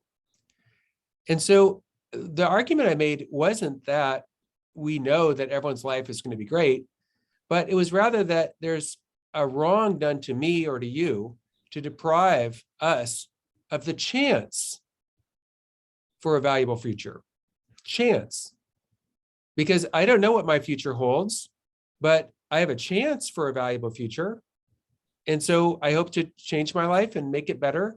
And those poor child prostitutes, I don't know what their future holds, but they too should have a chance for a valuable future. And so I think you're totally right. Obviously, some people go through terrible suffering, but we don't know, in fact, what the future holds for any of us. And so we don't have the right to take away someone's chance for a valuable future. If I think about my own circumstances of conception, so I was conceived outside of marriage, and my mother had sex with a man of a different race, from a different continent, from Africa. And, you know, what would my future hold? Well, you know, she didn't know, right? And maybe my future would have been horrible. But I'm really grateful to her that she placed me for adoption, and I was adopted by a family. And thank God I was able to have what I consider to be a very good future. But, you know, maybe I would have had a terrible future in a different situation, maybe. But the fact is, there would be a wrong done to me to deprive me of my chance for a valuable future, just as there would be wrong done to you to deprive you of your chance for a valuable future. And that's true for anyone who has a future like ours. And a newborn has a future like ours, and a human fetus has a future like ours. And so there's a serious violation done to deprive any individual of the chance for a future like ours. Solo quería preguntar algo sobre esto. Digamos que uno acepta esta idea y que desea que haya más, digamos que todos los organismos, o sea, todos los fetos tengan la oportunidad de averiguar si pueden tener una vida valiosa, digamos que eso lo aceptamos, ¿no? Y como en el argumento de Parfit, donde uno, ¿cómo es creo que es la conclusión repugnante la llama, de que digamos que hay mucha sobrepoblación, cada vez más y más y más y más gente. Entonces, resulta que entre más gente haya, menor es la probabilidad de que más personas puedan encontrar, digamos, la oportunidad de tener vidas valiosas. Digamos que en un mundo sobrepoblado, cada vez más sobrepoblado, donde la probabilidad es cada vez menor de encontrarle valor a la vida, digamos, se seguiría manteniendo, o digamos, ¿qué pensarías tú de si se mantiene, que debemos de seguir así? Gracias. Yeah, that's a great question. And if we think about poverty and population, some people think that the more people there are, the more the world gets poor. But in fact, that's not true.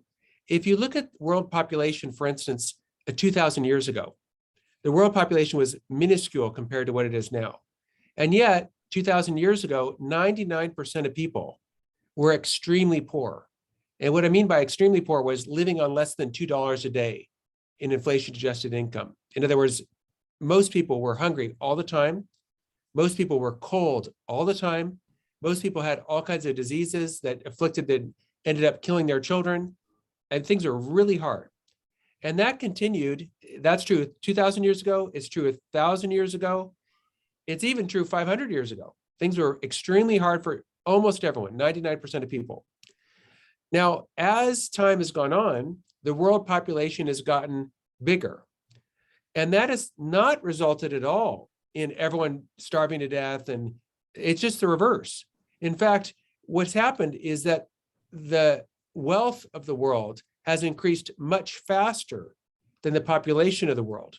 So for instance, even though for most of human history, 99% of people on planet Earth were extremely poor, now it's about 8% of people on planet Earth are extremely poor.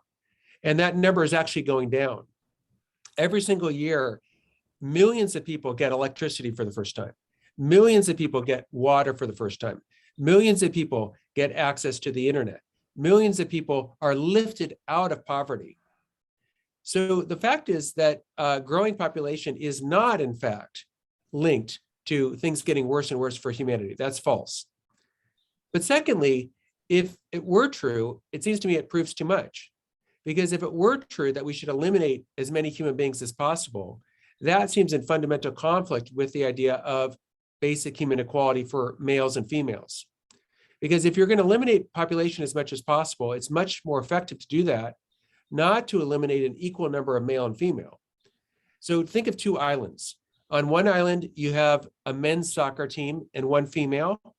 On the other island, you have the women's soccer team and one male. And let's say that it's like Gilligan's Island. They're stuck on the island. They're going to be there for years and decades. And they decide, okay, we're going to reproduce. Now, if you come back in 40 years, which island's going to have more people? Well, it's going to be the island with one man and 20 women, right? Because he can get them all pregnant and they can all have a child in a year, right? And in 1 year, you have 22 kids. Whereas on the other island, if there's just one woman, there's no way, even if all the men have sex with her all the time, there's no way she can get pregnant with more than one baby. And so she can only have one baby a year, roughly, right? So if your goal is to reduce population as much as possible, what you should do is what China has done and what India has done, which is you get rid of females or you reduce them as much as possible. You do female infanticide, you do sex selection abortion for females, and you reduce them as much as possible. I am 100% opposed to that. I don't know if you are, but I am 100% opposed to that. Muchas gracias. Christopher Garcia. We have a couple. Okay, good. Yes, thank you. Professor Christopher, I actually have a question related with Fernando's question, but partially do you solve it?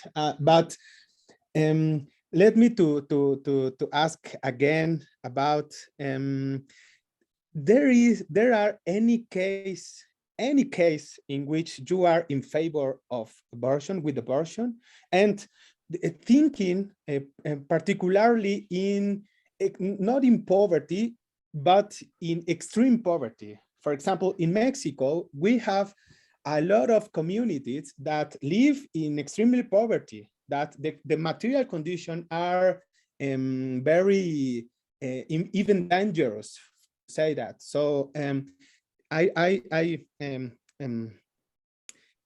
would like to hear if you think in any case one in that abortion could be acceptable for you, for example. Good question. So my basic idea is that obviously there are many human problems, and poverty is one of them. Racism is another one. Sexism is another one. Now, my view is if there's a human problem, the best way to move forward is to tackle the problem, not to get rid of the human being.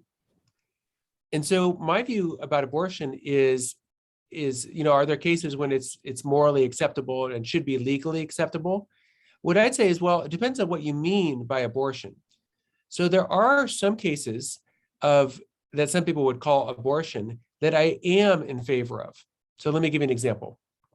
Let's say a woman has cancer and the cancer is in her uterus and the cancer is spreading, and she goes to the doctor and the doctor says, hey, I'm sorry to tell you this, the cancer is spreading in your uterus.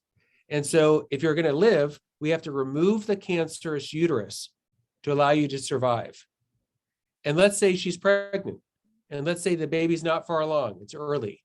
I would say that it is morally justifiable to remove the uterus, even though I know that the baby is going to die because the baby's only, 8 weeks old. I would say that's okay. I think it's sad. It's too bad they both can't survive, but I think that's okay. So what I would call that is so-called indirect abortion.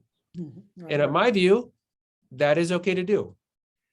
But by contrast, I do not think it's okay to do what's called direct abortion, or what I would call abortion properly speaking. So what's that? So I would define that as intentionally killing as a means or as an end a human being prior to birth. So I would say that is not ethically acceptable. For the same reason it's not ethically acceptable to kill you or to kill me. We are, as Immanuel Kant said, to be treated as ends in ourselves. We have intrinsic value, you and me. And so someone shouldn't come into my office and kill me, say, well, I'm going to kill you because, well, no, I have basic human rights. And that's true not only of me and you, it's true of a newborn. Newborn has basic human rights. And I would say a human being prior to birth has basic human rights. For the same reason you and I have basic human rights, which is what it is to have a human right means you have this right in virtue of being a human being, not in virtue of being a US citizen or a Mexican citizen, not in virtue of being a man or a woman, not in virtue of having this color skin or that color skin. A human right is a right everybody has simply because they're human. And that's something I endorse. I endorse universal human rights. You shouldn't have to exclude anybody because of their class, because of their color, because of their religion, because of their size, because of their health condition. I'm for universal human rights for every single human being. And because I'm for that, I'm for human rights for small human beings and vulnerable human beings and dependent human beings, including those human beings that are waiting to be born. I want to interrupt you on this before we go to Maria Antonietta, because in my experience, what you have just articulated is insufficient in order to have full integrity. And maybe we disagree on this. And that is the question of a distinction between indirect and direct abortion. And I most often when people give the example you have given, the listeners believe that what you are actually saying is that in cases where the woman's life is highly threatened by the pregnancy, abortion should be permitted. And I don't think, knowing a little bit about theology, I don't think that's what you're saying. And I think it's important to be very clear about that in presentation. Because, for example, a woman has kidney disease. She becomes pregnant. Her kidney disease seemed to be under control. And she goes into stage 4, stage 5 kidney disease, which means her life is very seriously threatened. And the doctor's judgment is that the continuation of the pregnancy is not compatible with her ability to survive. That's a direct, and that the recommendation is if she wishes to survive, she should abort. They should abort. That's a real abortion. That's not the removal of a diseased, part of your body. And I wonder, and I just think that in all fairness, when you give that indirect example, I think you really should say more than that. If there are other conditions where life is threatened, where you would say, I would hope we didn't have an abortion, but I think it would be justified in those circumstances, or no, it just is never permitted. Yeah, that's a great question. And obviously I haven't talked about all the different circumstances. I do talk about a number of them in this book I wrote called The Ethics of Abortion. So there's a whole chapter in there that talks about a number of different cases and situations. So for instance, one of them is ectopic pregnancy. That's where the embryo lodges in the fallopian tube, and this can threaten the woman's life. That's also a removal of the organ, not the termination of the pregnancy. So I'm going the next step. Yeah. Do you have anything beyond that type of indirect abortion that you would consider to be either ethical or should be legal, or however you want to put it? But I really think you have to bite the bullet on that one. Yeah. So at issue, in part, for me at least, is, well, what exactly do you mean by indirect? And that's why I tried to define it really carefully. So what I said was a direct abortion is when there is an intention to end the life of the human being in utero as a means or as an end. So then the question is, well, how do you distinguish between intended effects on the one hand and merely foreseen effects on the other hand? So that's a complicated philosophical issue. And I have written about it, and I can talk to you about it if you want. But the basic idea is something like this. On my view, it's legitimate, morally legitimate, to do any medical procedure that is needed to save the life of the woman, even if it results as a side effect in the death of the fetus, if that medical procedure would still be done in the case either of the woman not being pregnant at all, or of a case of a diagnosed stillbirth. So in other words, if the same procedure would be done, then I would say that is not an intentional abortion. That is to say, not killing intentionally as a means or as an end. So in the case you just described of the kidney, if she would still do the procedure, even if the baby were already stillborn, then that would count as an indirect abortion.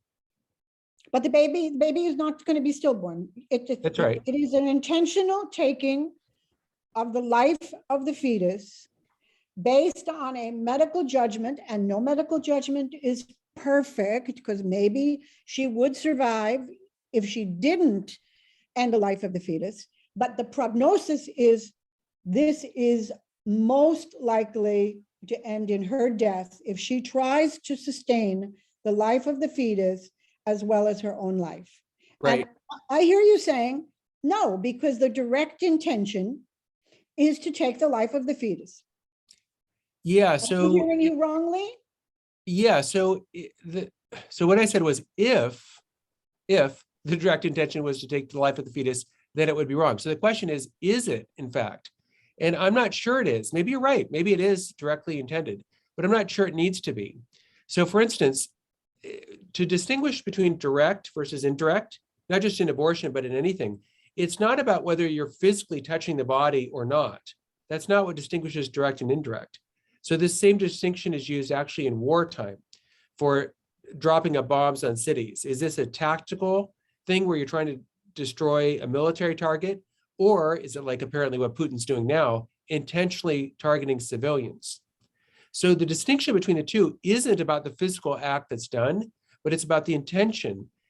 Is the intention the goal to intentionally kill or not? So if we go back to the case you described, let's say we have the exact same case you described, and the woman has a living human being inside of her, living fetus. And then right before the procedure starts, the fetal heart monitor indicates the fetus died just on its own. Now, would the doctor say, and would the woman say, call off the procedure, oh, not needed anymore, mission accomplished, we were trying to kill the fetus, now the fetus is dead, so we're all done here? No, they wouldn't, right? So for me, that's indicative that the intention is not, in fact, to kill. The death of the fetus is not the goal. The goal is simply to allow the woman to survive, and this is the only medical means to do that. Okay. So that's why I'm saying I don't think this is intentional killing in that case. But if the fetus does not just happen to die just before you perform the procedure, that's right. The procedure goes ahead. Yeah. It's still okay because there is this other possibility. Well, no, that's the reason you were doing it was not, although you are directly taking the life of the fetus. But that's what I'm calling into question. That's what I'm calling into question. It's not your desire to take the life of the fetus. You have no choice. Yeah, that's what I'm calling into question. So what I'm saying is how do you define intention? I don't think defining intention, I don't think it's proper to define the intention by what's likely to happen.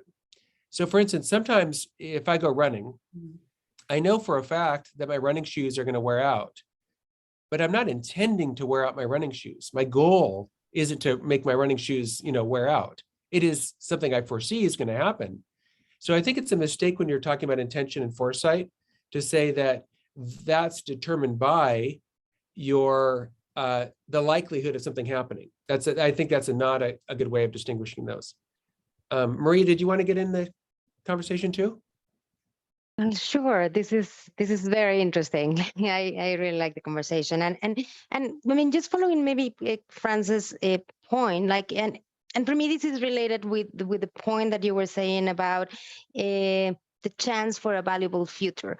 And I mean, it's hard for me to think about these approaches without, I mean, just thinking about the person in process, like, or like the potential human being, like, or like for me, the woman has to be there. And when we think about like the chances, denying someone the chances for a valuable future, I mean, here's when it comes a woman, like, I mean, forcing a woman to continue a pregnancy she cannot continue is in a way, in many cases, like damaging, or like denying, or like her chances for a valuable future. And this depends a lot on in the type of societies we live and that, but like it could be something physical, as what Frances was referring to, in terms of like you have a health condition that, and the pregnancy is putting you in risk, that it could be. And I think that you're talking about like, okay, the women, I mean, like it's dying, but sometimes it's not dying, but you're going to be really, I mean, your health is going to be like really affected by it. You maybe will need to connect it to a machine all the time. And there are a couple, for example, I was thinking about the case of Esperancita that was brought to the International Human Rights Court. This was like this young woman in Dominican Republic who had cancer, and she was forced to continue pregnancy. And at the end, the product of the pregnancy died, she died, no one wins. Then so it's like, I mean, well, kind of maybe someone wins, like in terms of rhetoric, in terms of, well, we didn't there was no intention to kill the prince. But like for me, like this concept of denying people from a valuable future has a kind of a tension when we are also denying women from a valuable future, or actually damaging. And this could be, as I said, physical, but it could be also social. I mean, like the impact of pregnancy on women could be, I mean, like we have a society that embrace pregnancy, and pregnancy is like the best joy and happiness, and women should be happy to have the gift of life. But at the same time, if you get pregnant, you get kicked out of your house, kicked out of school, kicked out of your job. So that argument, I really would like to hear with you, like when you use the same argument, but including women. I mean, like if you think that affects the argument, like it for me, it sounds like a little bit like, and again, I come back to the argument of human rights. I do feel that, like, as I said, like the human rights are like comprise a certain mechanisms and standards. And when we talk about human rights, I mean, we talk about governments are the ones that have the obligations to fulfill human rights if we follow the human rights mechanisms. And there is no consensus. Actually, there's like most of many human rights mechanisms have express positions on abortion, like very openly, like, as I said, like from the Inter-American Human Rights Law to the CEDAW to the Commission against Torture. And so there is no consensus. So I'm not sure that it is right to use this argument you made about, because I feel that the person, like the potential human in utero, is a human being, and that this is my personal thinking. It's not the global consensus on human rights. It's my personal thinking. I say that human rights to apply. So I think that, it's just stretching really what is a global consensus on human rights. So I'm not sure it's proper to use as it is when actually the human rights mechanism has been, having real positions on that. And then the other element is, like, as I said, governments are the ones who are like responsible to fulfill human rights. It's an agreement among governments. And there is also like an element in terms of like the product of conception, like that embryo. It's, I don't know how to say this in English, but it's hard to, es difícil de tutelar. It's like, because like it's because spontaneous, like what in English is called miscarriage, happens all the time. So I feel that I don't know, and I would like to hear again, like this, similar to the questions that I said before.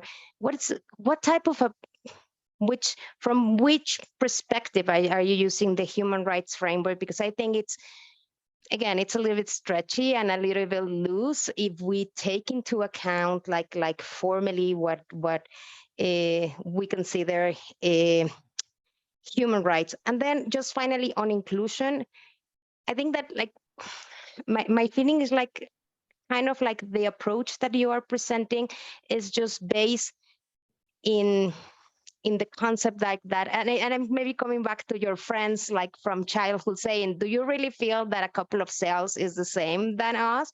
It's like, I think that you are just, I mean, like your premises are like those cells is the same than us. I think that like when you said, for example, when you use sexism or classism, and that is that like you are actually equalizing the embryo to a full birth a human being.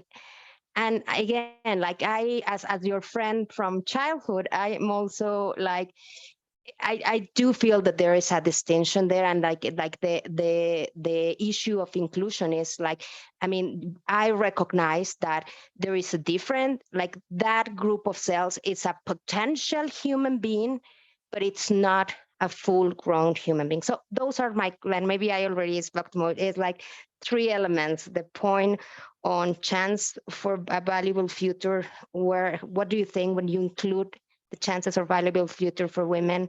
The second one is your perspective, like which perspective are you using on human rights? Because from my perspective, it doesn't feel with the formal approach on human rights.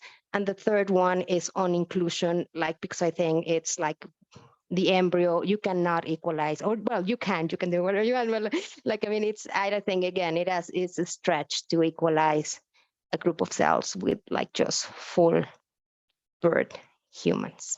Thank you very much.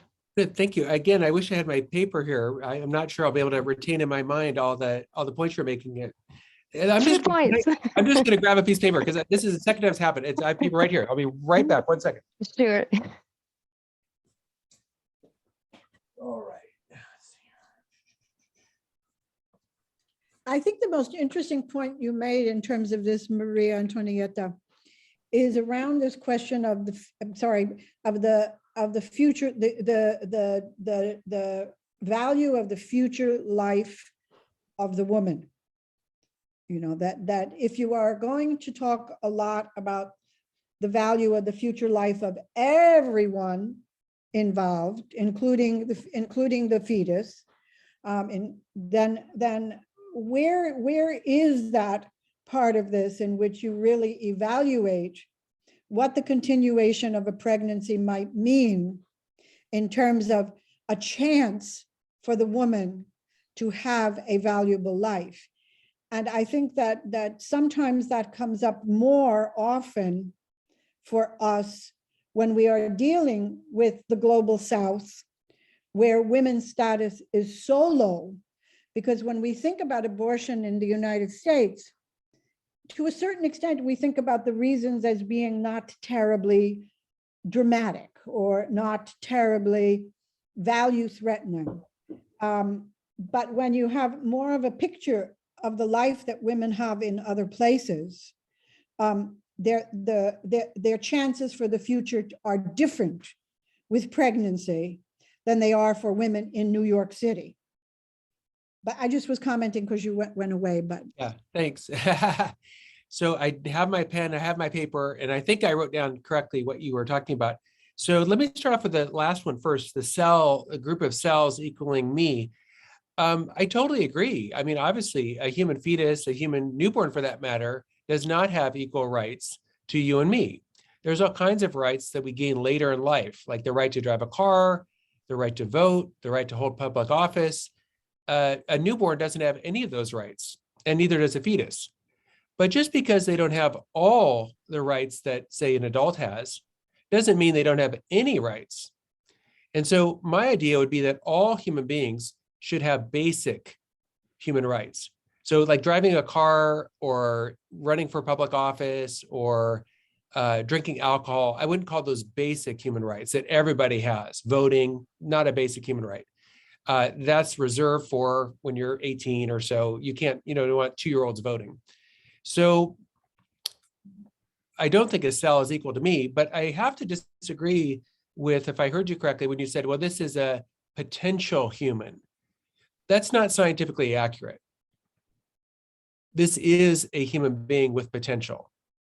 That's scientifically accurate. So I wouldn't say they're equal to you or me, but I would say they have basic human rights. And that moves to the second point about what do I mean by human rights? I don't think we should say, well, it's whatever the consensus of the nations is. I think that's a really bad way to think of human rights. So you probably, or I'm not sure, you might think that 2 men or 2 women have a human right to get married. And you might think that's a basic human right. But that was not recognized by any nation, 30 years ago, 20 years ago, it was recognized by nations. And yet you might think it's a basic human right. So what nations agree to is one thing, and that's not the same thing as what is in fact a basic human right. Because think about it, centuries ago, it was not recognized universally that slavery was wrong.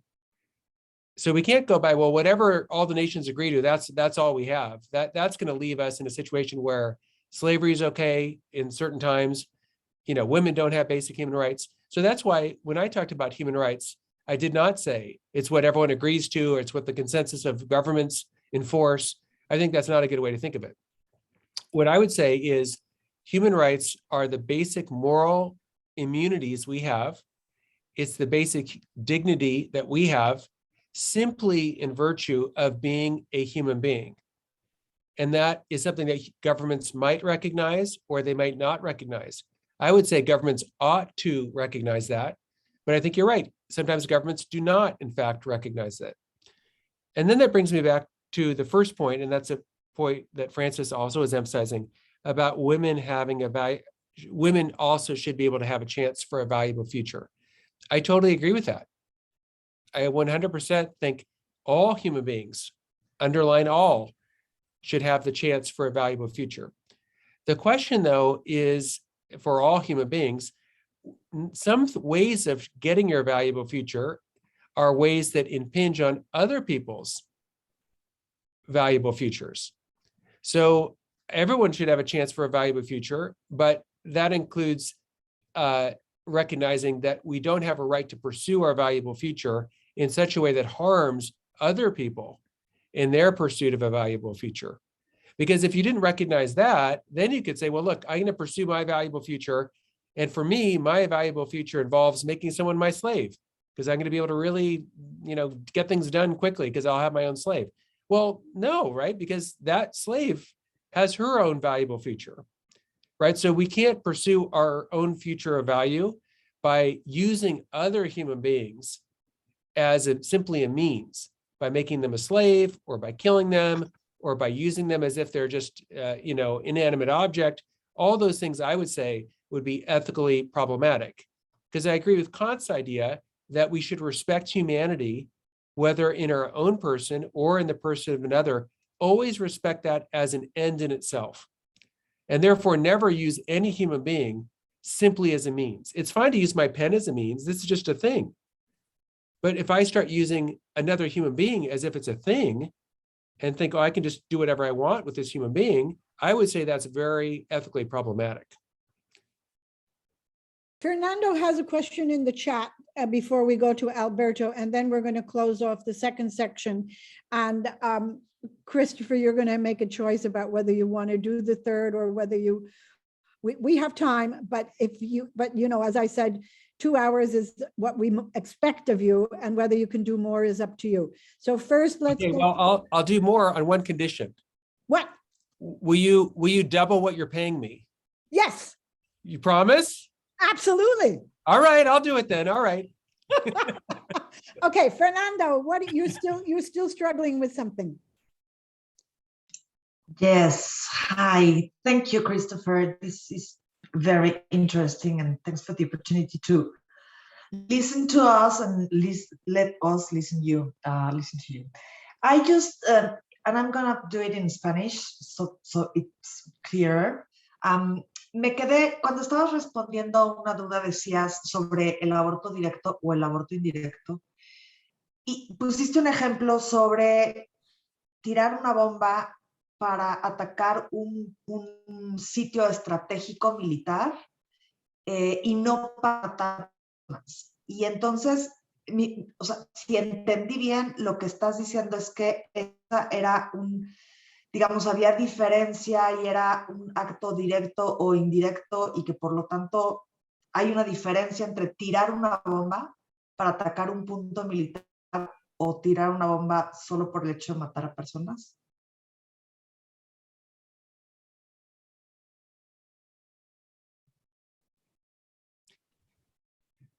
Yes. So my view is that a person's intentions in acting are really important for determining what they're doing ethically. So let me give a different example. Let's say we're all in a room together and someone throws a hand grenade in the room and I jump on top of the hand grenade and the hand grenade blows up and kills me, but it saves all of you. So what I would say is I have not committed suicide. What I've done is protected all of you. And as an unfortunate side effect, I ended up dying. But I'd say that's fundamentally different than I'm all alone and I pull the hand grenade thing and I let it blow me up. Now, physically, it could look the same. My wounds might be exactly the same thing. But in the first case, I would say my action is not suicide because what I'm trying to do is simply protect all of you. And I accept as a very unfortunate side effect that I'm going to end up dying. In the other case, though, my goal is to kill myself, right? And you can see this, for instance, by this difference. If the hand grenade does not go off, in the first case, I'm delighted. I'm like, great, everyone's saved. Oh, I'm so happy. That's wonderful. I'm not dead. They're not dead. Hooray. Whereas in the second case, if the hand grenade doesn't go off, my plan has been thwarted, right? Because my goal, my intention was to kill myself. And if the hand grenade doesn't go off in that case, shoot, it's really too bad. My plan didn't work. So yes, my idea is that your intentions matter in determining what you're doing. So in the case you described, there's a difference between a terror bomber, like now apparently Putin is targeting civilians, trying to kill civilians. That's different, on my view, from a strategic bomber who is trying to destroy a military target. And unfortunately, near the military target, there are civilians and they're going to die as a side effect. So I would say those two things are not ethically the same. Okay, Alberto, last comment in this section. Okay, thank you. I would like you to elaborate a little bit more on what Maria Antonieta just said about rights. And that goes with my argument, my earlier argument about rights. J.J. Thompson would not agree with you. She has this book, The Realm of Rights. You certainly know that.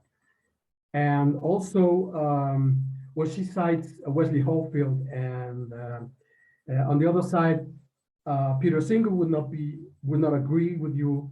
He says, let me quote, "A right is something you can choose to exercise or not to exercise." Similarly, the most important aspect of having a right to life is that one can choose whether or not to invoke it. And Michael Tooley would be more or less in this same wavelength. So my comment will be the following.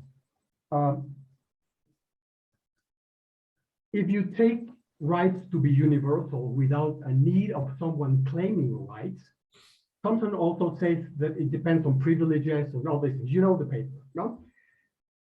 But if rights depend on not on whether one is claiming them, and then you have the position that Maria Antonieta just mentioned about a woman having a future, a possible future, life plans, and so on. This would put us into a dilemma of,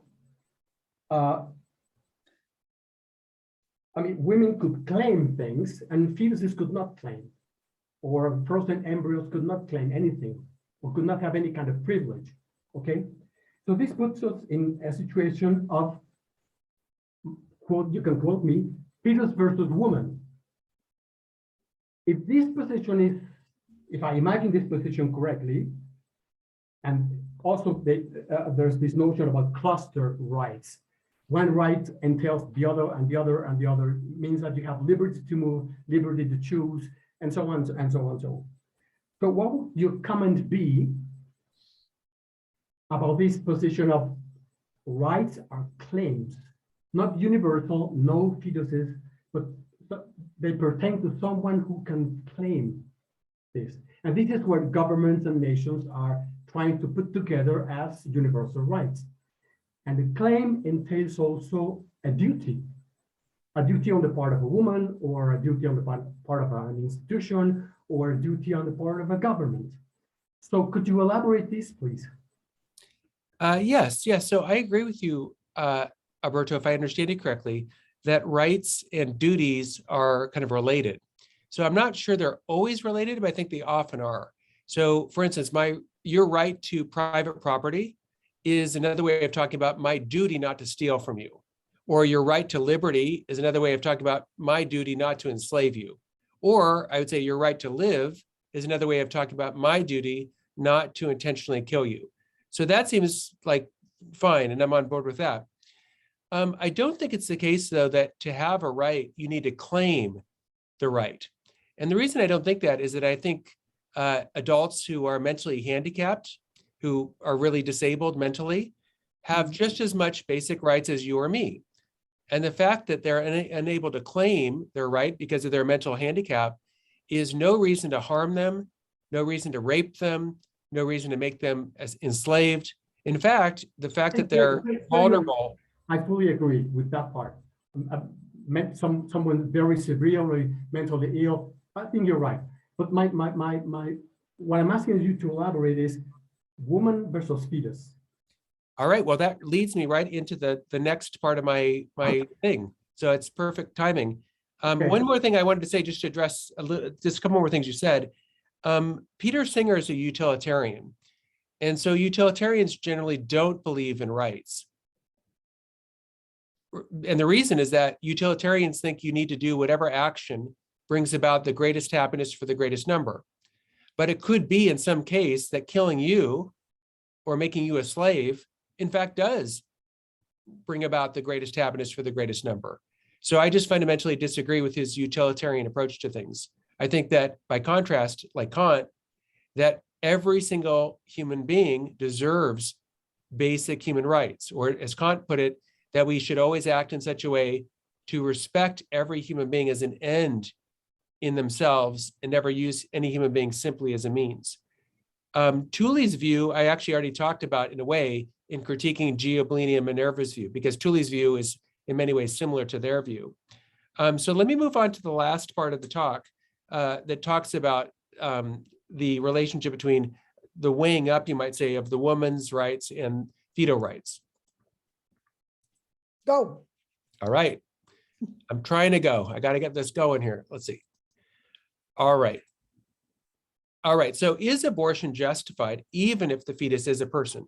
So let's presuppose, just for the sake of argument, that you agree that the fetus is a person. Now, I realize you may not, but just for the sake of thinking about it. It is true in other contexts, at least in the United States, that we do recognize that the prenatal human being is a person. For instance, if a pregnant woman is murdered, the killer is charged with double murder. This happened with Lacey Peterson, who was murdered, and her son Connor was also killed in utero. And the husband, Scott Peterson, is now in prison for double murder. So outside of the context of abortion in the United States, we regularly do recognize that human beings in utero are persons. So let's suppose, again, for the sake of argument, that all human beings are persons. Is abortion justified? Well, Judith Jarvis Thompson tackled this in a number of ways. She talked, for instance, about the burglar analogy. She said, imagine that a burglar breaks into your house. Well, you have a right to kick the burglar out of your house. And so in a similar way, a woman might find herself pregnant and she can kick the fetus out of her house. But many pro-choice critics observe that this analogy really doesn't work very well at all. For one thing, a burglar is someone who's doing something illegal and immoral and is freely choosing to break into your house and steal your stuff. That's totally different than the human fetus, who is not freely choosing to enter into the body of a woman. The burglar is the one who gets into the house under his own power. But in the case of pregnancy, at least outside of the cases of rape, it is not the choice of the fetus to enter this house, but rather it's the actions of the man and the woman that cause the human being in utero to be where it is. So the burglar analogy is really very much not like the case of pregnancy. If we found a baby in our house, it would not be justifiable to kill that baby to get the baby out of our house. Thompson also talks about the people seeds analogies. He says, well, imagine that people seeds float through the window and then land on your carpet. Well, you could vacuum up the people seeds to get rid of them. But remember, this argument is supposed to work on the supposition that the fetus is a person. So imagine that there's a swing next door to your house, and there's a little child, a 1-year-old on the swing, and the 1-year-old's catapulted out of the swing over the fence and into your house. The window is open and the child lands in your house, and you have a water bed there, so the child's not hurt, just lands on the water bed. No one would say, oh, well, you're justified in ending the life of that person who landed on your bed. So that seems quite wrong to think that people seeds analogy is correct. Finally, and most famously, Thompson brings forward what's called the violinist analogy. And the violinist analogy goes like this. Imagine that you wake up in a hospital bed and you're connected to this little girl pictured here, a famous violinist. And the doctor walks in and said, well, you know, violinists are persons and persons have a right to live. So you got to stay hooked up to the violinist for the next 9 months. And then the violinist will recover from her own disease and you can detach yourself from the violinist. And this is obviously akin to the case of an unwanted pregnancy. The woman is hooked up to the prenatal person, and it would be very nice, Thompson says, if she would allow the prenatal person to grow and to flourish and finally be allowed to live, but she's not doing anything wrong if she detaches herself from the prenatal person. Now, I don't think this analogy works either. And here's why. There's a big difference, and we've talked about this already, between intended effects on the one hand and effects that are merely foreseen on the other hand. So think, for example, about a dentist, two dentists. One dentist is a normal dentist, and the dentist says to you, hey, this is going to hurt because we got to, you got a bad cavity here and we got a drill and it's going to hurt. Now, the dentist, a good dentist, it foresees that this, drilling your cavity will hurt, but does not intend for the cavity, for you to be in pain. By contrast, imagine a second dentist who's a sadist. This dentist is intending to cause you pain. This dentist loves to cause people pain. And so he's trying to cause you pain. Well, that dentist is doing a very different kind of action, a kind of torturing action, whereas the first dentist is not. Or to use a different example, think about in wartime. In World War II, General Eisenhower knew for sure that on D-Day, many soldiers on the Allied side would be killed. So he foresaw, but did not intend, for these troops to die. By contrast, during World War II, Hitler gave an order that any German troops who retreated from the Russians should be shot and killed. So Hitler was intending to kill those troops, not merely foreseeing. And so I'm using these examples just to make clear there's a big difference between intending some effect on the one hand and foreseeing some effect on the other. So if we think about the case of the violinist, to detach yourself from the violinist and allow the violinist to die from her own underlying health condition is one thing, but that's a totally different thing than intending to kill the violinist. But what takes place in abortion is that the abortionist does intend to kill the prenatal human being. It's the goal of the abortionist to end the life of the prenatal human being.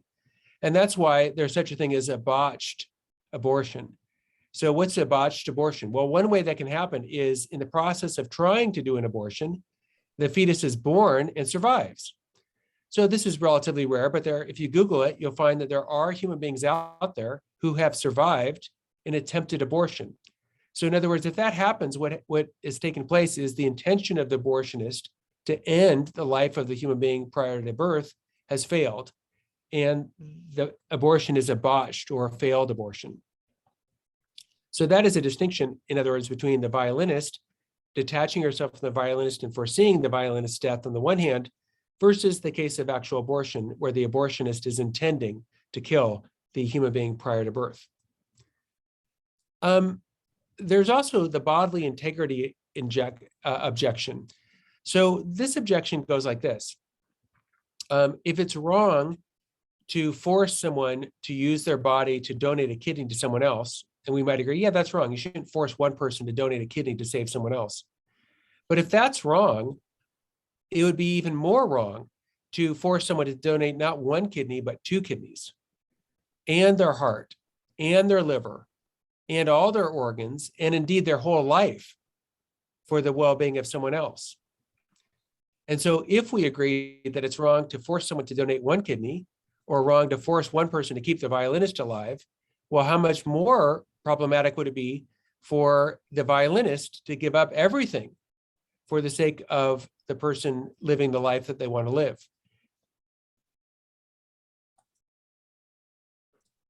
A third difference between the violinist and the case of abortion is that for your own son or daughter, you have special duties and obligations to care for them.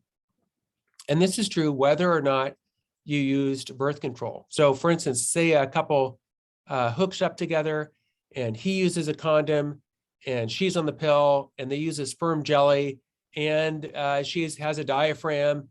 It doesn't matter how many forms of birth control they use. If she gets pregnant and that child is due support from that man. No man has ever evaded child support by saying, well, I used a condom and she said she was on the pill, therefore I shouldn't have to support my own child. The fact is that both men and women have serious obligations to care for their own vulnerable, dependent children. In other words, both men and women have to use their bodies to care for and support their own dependent children. So here's an example that might make this clear. Imagine a couple that is on again, off again romantically. And they've not been together for a while, and they get together at the cabin, and the woman says, hey, I've got a huge surprise for you. And he's like, well, what is that? You're a father. And she goes in the other room, and there in the crib is sleeping this little baby girl, Elizabeth. And let's say the couple fights, and the woman storms out of the house, and the man's left there with his daughter, Elizabeth. And then after the woman storms out of the house, there's this mudslide, and the cabin ends up being isolated up there. And so the man is stuck up there in the cabin for 9 months. Now the cabin is well stored up with food and baby supplies and formula. And so the guy's up there stuck with the baby for 9 months. And then after 9 months, finally he's rescued. And by the time the rescuers get there, the rescuers find the baby dead. And they say to him, well, why didn't you feed your daughter? Why didn't you change your diapers and use all the baby formula here? There's a whole 9-month supply of formula. And he said, well, I didn't want to use my body that way. I am a person. I have a right to control my own body and use my body however I want, don't I? And so I chose not to use my body to support my daughter. Well, I think that I assume we would agree that that person's done something very seriously wrong. We have a legal and a moral obligation as parents to support our own biological children. And so that man, in failing to provide bodily support for his own daughter, did something that was seriously wrong. So to review the whole presentation, I talked about when does personhood begin using Giablini and Minerva's view. I talked a little bit about the idea or the question, does every human being have human rights? And then I also talked about in this last and third section, the idea that is abortion justified, even if the human fetus is a person. And I looked at Judith Jarvis Thompson and other arguments in favor of that proposition. So I'm wondering what your questions are for me now about this third part.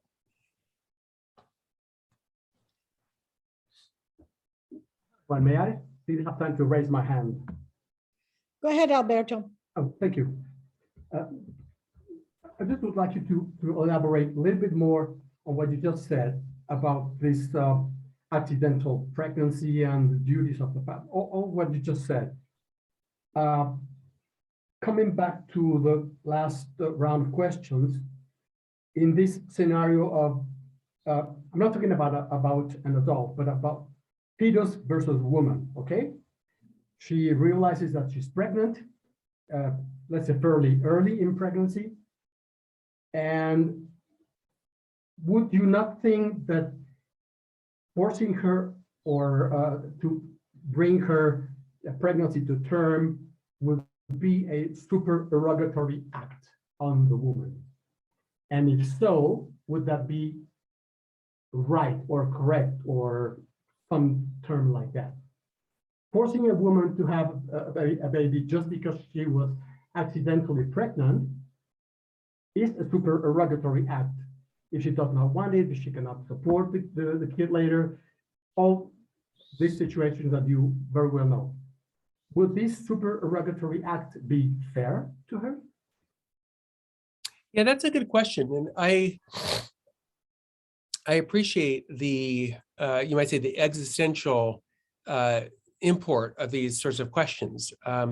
When I was in college, I got a phone call and it turned my whole college life upside down because, I was the editor of a newspaper and I was a college athlete. And I thought of my future as sort of this unlimited potential that I just, I didn't even know what I was going to do. I was thinking maybe about becoming a professor, but I didn't have any job and I didn't have my college degree. And I got a phone call and it was from this woman. And she said just two words that really mattered a lot. And those two words were, "I'm pregnant." And when I heard those words and I realized that I was the father, my whole world was shattered. And I got on my running shoes and I went running in the Boston night and screamed at the sky. And I was, I can't tell you how devastated I was by this news. And I thought my life is over. I have these dreams of being a professor, and now how am I going to do that? I mean, I can't go to graduate school with a kid. I have no money. I have no job. I don't even have my degree yet. And I can't support anybody. And so I felt very much trapped. I felt very much as if my freedom was completely taken away. And I did not want to become a duty deadened adult who, had no future. And so I totally get that feeling. And so as the pregnancy progressed, I pouted about it and I was, sad and morose and being a jerk.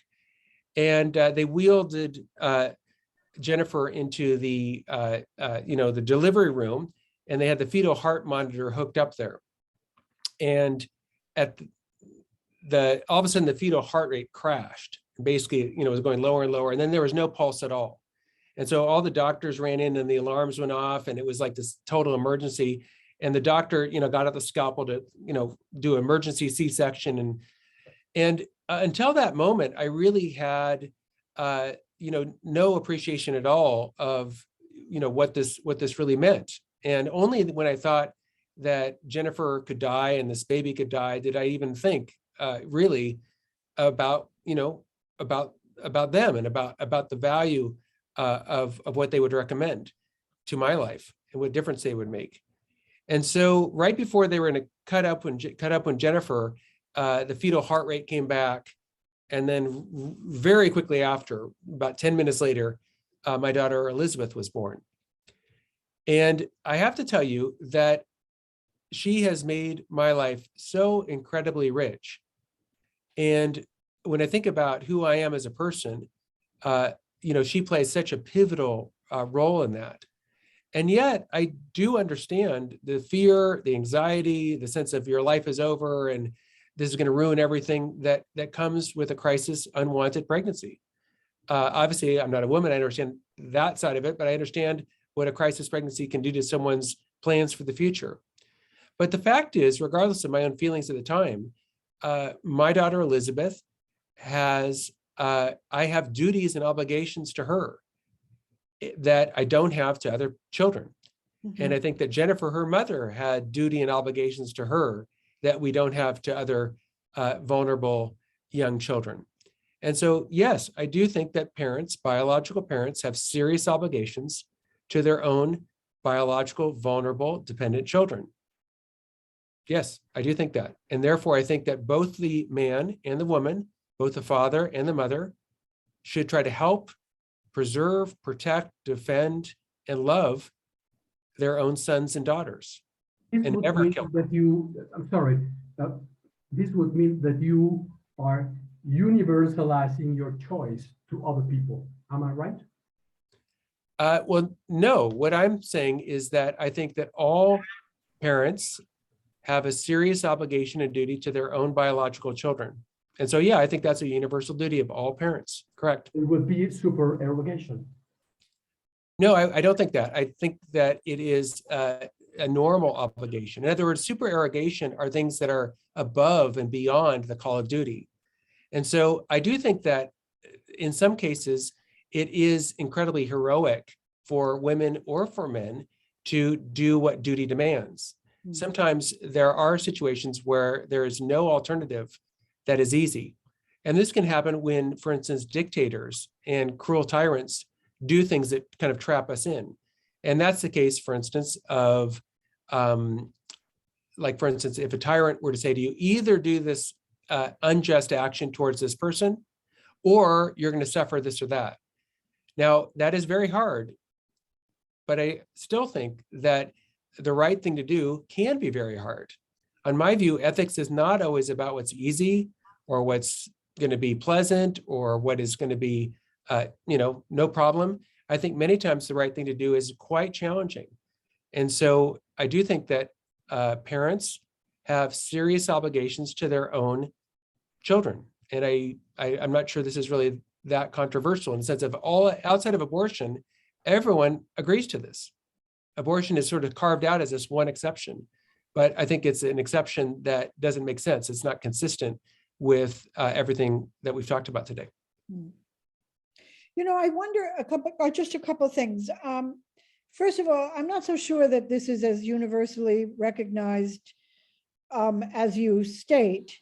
And I would say that the example of this idea that parents have this obligation not holding up very well is the nature, is the reality of child support laws in the US of A, and of the extent to which fathers do not accept their responsibility to their children, and the extent to which the state allows them to get away with this.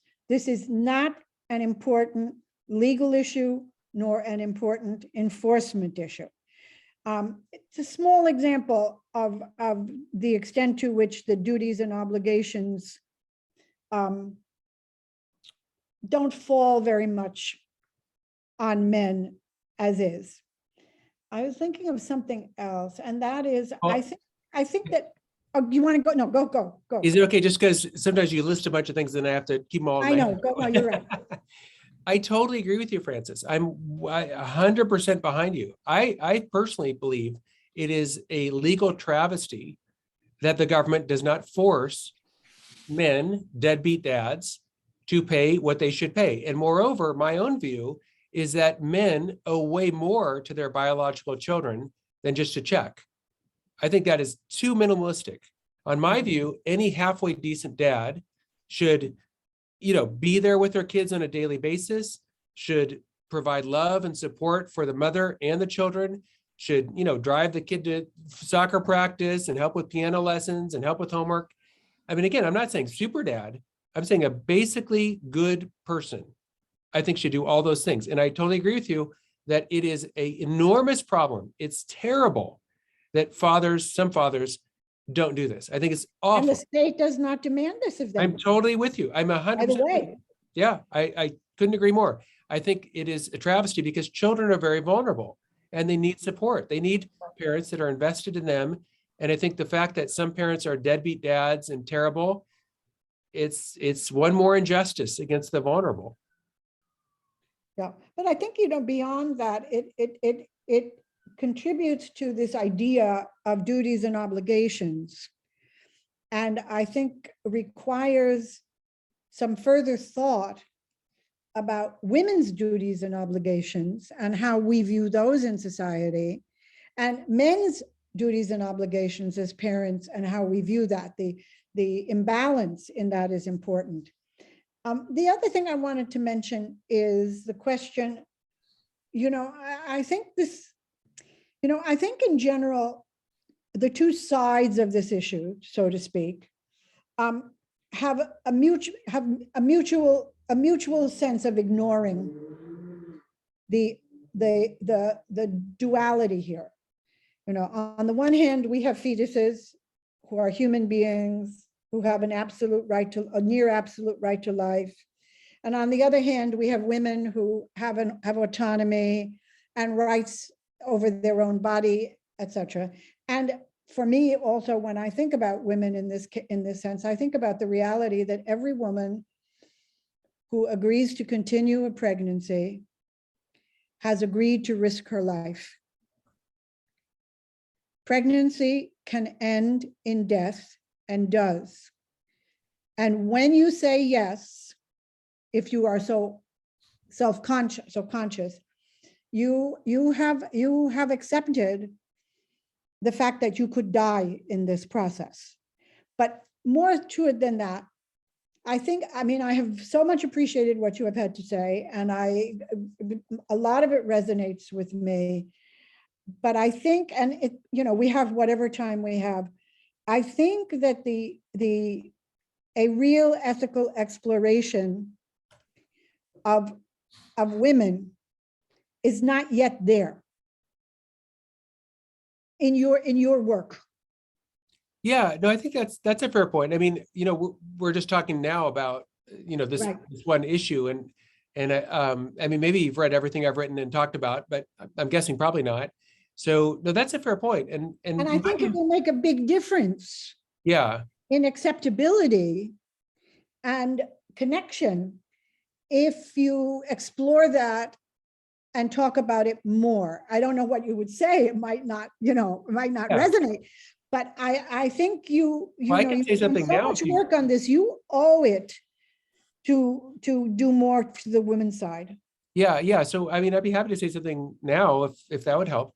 Sure. I agree with you. There definitely is a risk of life when a woman gets pregnant. And more than that, I would say there's a risk of all sorts of other things. For instance, a woman who's pregnant and a woman with a small child is more vulnerable because in virtue of having this connection, that connection makes her vulnerable. I mean, just think about right now in Ukraine. If a woman has a small baby, how much harder is it for her to escape Putin and the Russians? She's got to carry the baby. You can't run as fast. You know, I mean, it just makes it all harder. So in my mind, part of what's missing in culture is viewing women who are mothers as heroic, as giving something unbelievably valuable. I think precisely you're right, that you're risking your life. And why is it that we value a military veteran who served in the war, and we say to World War II vet, wow, we value you. Thank you for your service. I think we should say thank you for your service to every single woman who is a mother, because it is an unbelievable service. And it's a service that they are uniquely positioned to provide. So I'm 100% with you. And when I raised my kids, I try to emphasize to them and really encourage them to show great respect for their mother, who has given them more than they can even begin to understand. My wife had terrible morning sickness and it was horrible. And they do. I think that the children owe them a huge debt of gratitude.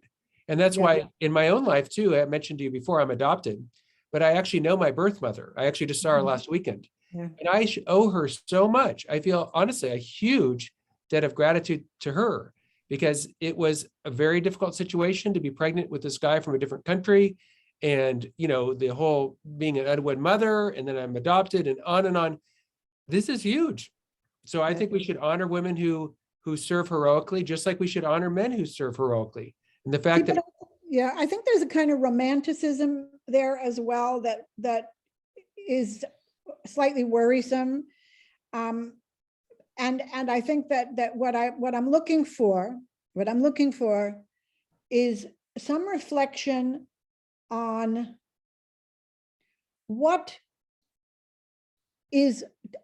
women undertake in pregnancy and in childbearing, whether this has, and again, you know, it's like if the single value is fetal life, the fetus is a human being, all human beings have a right to life and their life cannot be taken, then to some extent what I'm saying doesn't matter. It doesn't matter.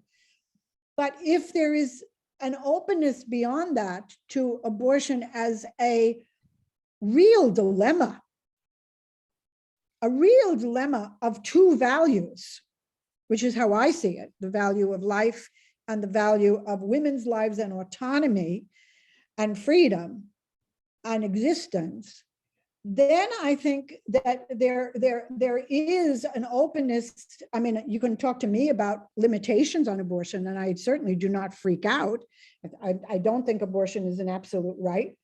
But by the same token, I think there may be more we owe to women as decision makers in the question of pregnancy, given the price of unwanted, difficult pregnancy and the risk, and in some parts of the world, the high risk of death.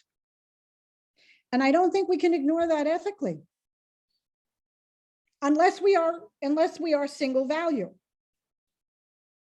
yeah, those are some good points. I mean, I guess I'd say a couple things.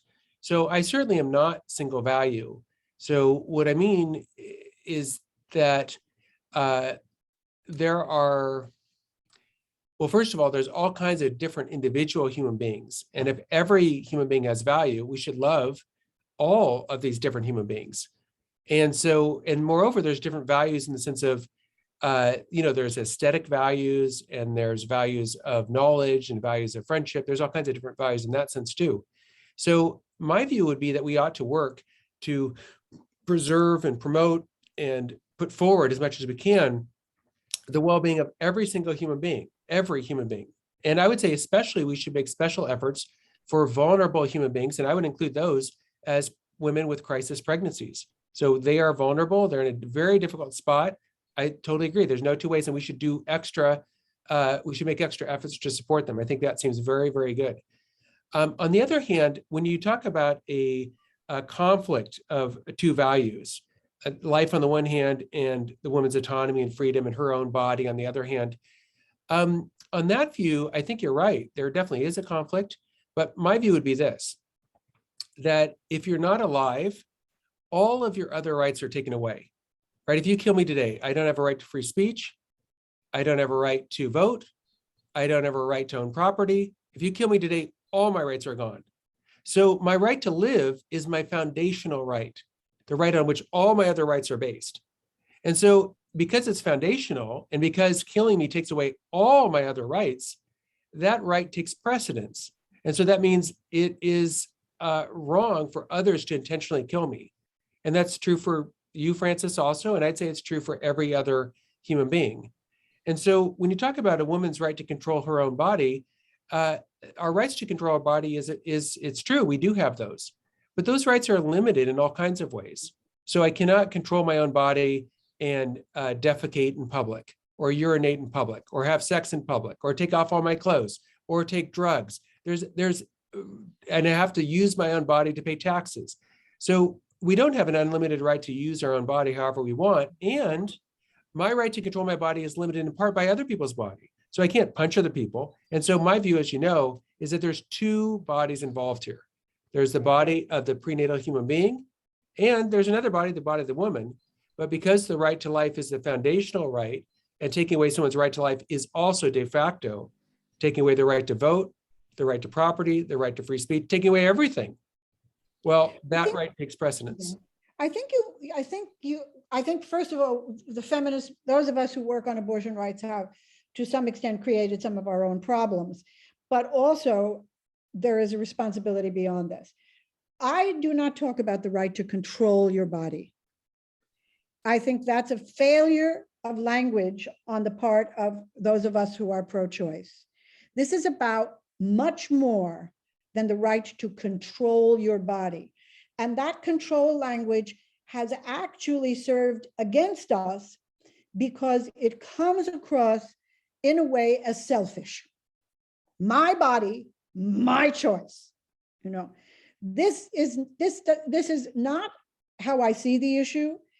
I think that there is a much more holistic view of the idea of procreation and gestation that is forgotten in this debate. I mean, I'm sure you probably have read Maggie Little's work on gestation and the need for a new way of conceiving what we are talking about when we talk about procreation and gestating, and what it means to gestate another human being. And I think that, so I think that the values around women being pregnant, their identity, who they are essentially, what their connection is to that which they are gestating, and how, and their identity, their long-term identity, is not taken seriously enough as a value to be weighed more highly than it is weighed by many of those who are enormously committed to the human life, to the existence and bringing into the world of fetal life. And we have our shortcomings too. I mean, most people on my side of the coin really don't want to think about the fetus, don't think the fetus is worth much thought. But on the other side, there is a cruelty around women's identity. I'm not saying you're that way, but I'm saying comes across quite vividly. May I just add something to what Frances said? If we see the problem of abortion as a conflict of rights, and from what you, Chris, said about the right to life, it seems that we should necessarily take the right to life as an absolute right.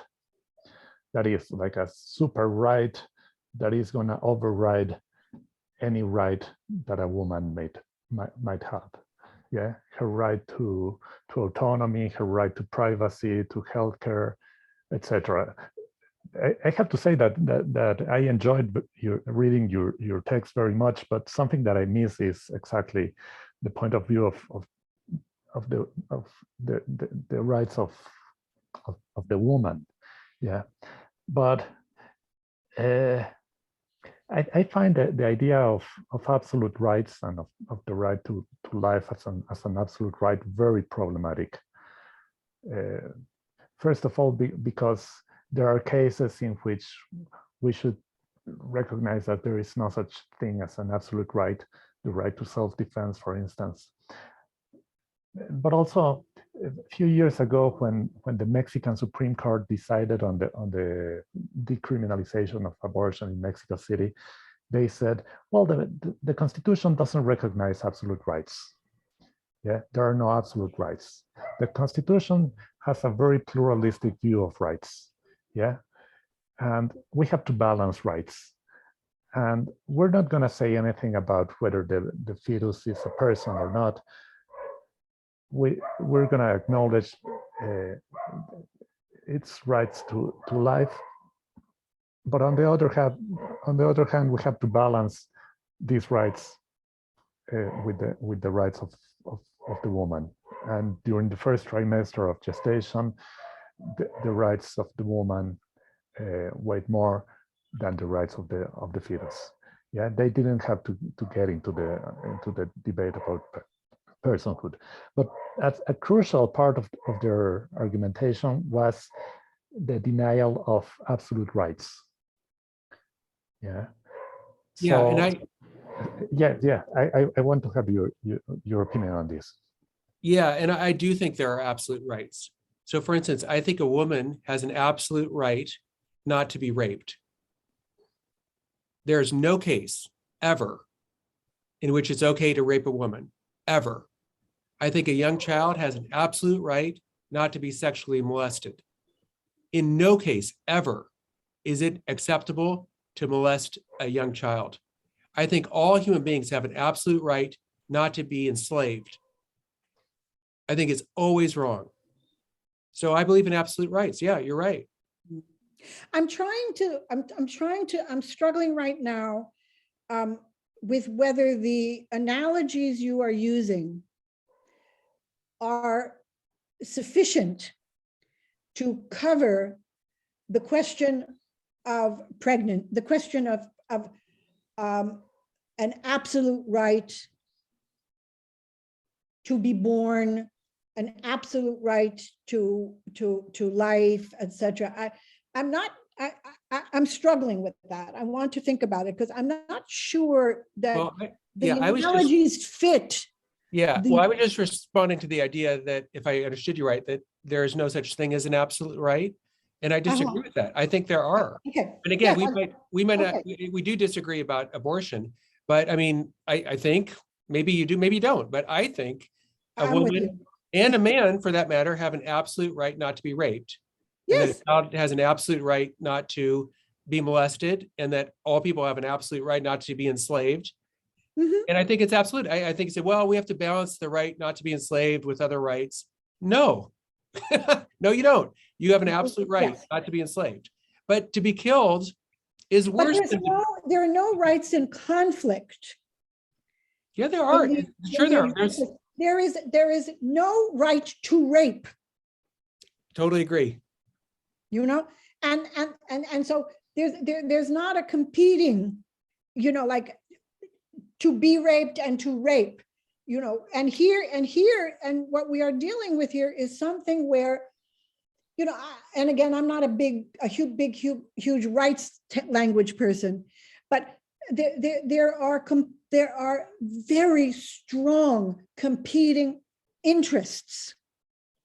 Well, Frances, I totally agree with you. But if we look at other cases in history, there were also strong competing interests. If you look at the issue of slavery, if we study history, there were competing interests. The southern plantation owners had a strong interest in maintaining slavery, and others didn't. I mean, when you look at these issues, in fact, historically, there really are competing interests. But my view is that there are absolute rights, and that comes because each individual has innate human value. And so there's some things that I think is always wrong to do to someone. And again, raping someone, sexually molesting them, enslaving them, and I would say another right is to intentionally kill someone. I'd say those are absolute rights. So, but it is not, how do I phrase this? To force a woman to continue a pregnancy against her will is not a problem. Well, no, it's a huge problem. It's a huge problem. The problem why? Because we may disagree on what the nature of that problem is. To me, forcing a woman to remain pregnant, not necessarily through 9 months of pregnancy. I don't believe in abortion on the way to the delivery room. You know, but with, you know, again, so I don't think there is an absolute right to abort. But to be forced to continue a pregnancy, that's pretty heavy. Yeah, but I think that it's legally and also morally permissible to force parents to do all kinds of things with their bodies to care for their vulnerable don't- children. Like the You example I gave don't, before. you don't get the significance of pregnancy. Right. I mean, If you look at that kind of analogy, Mm. you are not seeing pregnancy. And, you know, it's hard to see it the way a woman would see a pregnancy. Well, yeah, this is a little bit of an ad hominem argument, though. So yes, obviously I've not been pregnant, but if you look at the Supreme Court justices that are going to decide this abortion case, some of them have not been pregnant either, or at least we don't know they've been pregnant. So I don't think that we can do an ad hominem attack to discredit someone's Okay, argument. I Say, apologize. yeah, say that, well, you haven't gone through this. Well, yeah, I have never been enslaved either. I've never been sexually molested as a kid But either. I think that people can understand, you know, that there are ways we come to understand things that we ourselves do not experience, Sure. you know, and you know, it's hard to understand them. No, that's fair. That's fair. But again, I think, And the question would be, is it worthwhile? And maybe, you know, I could be just like completely full of garbage here in terms of my own ideas about this, or how I see pregnancy, or procreation, or, you know, all of those aspects that I'm talking about. I'm just one woman. But I think I you know, I don't want to repeat myself, but I am, you know, I think that significantly nowhere near the same attention has been paid on this issue to the question of the status of the fetus on all sides of the dimension. I mean, those of us who are pro-choice are do not ignore that issue. We come to different conclusions, but we don't ignore that issue. And I think that so much more attention is paid on that than the story of the pregnant person, you know, which more often than not is a woman. What that's about, and what is demanded.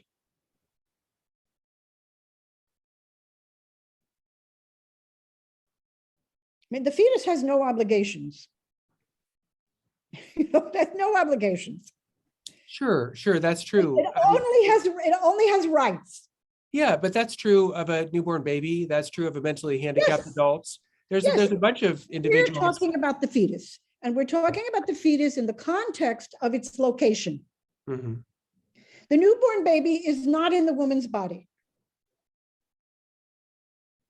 There are alternatives for newborn babies other than staying with their birth mother. There is no alternative where pregnancy is concerned. Yeah, no, that's totally correct. The question is The whether that, analogy doesn't fully well, work. can I Yes. respond?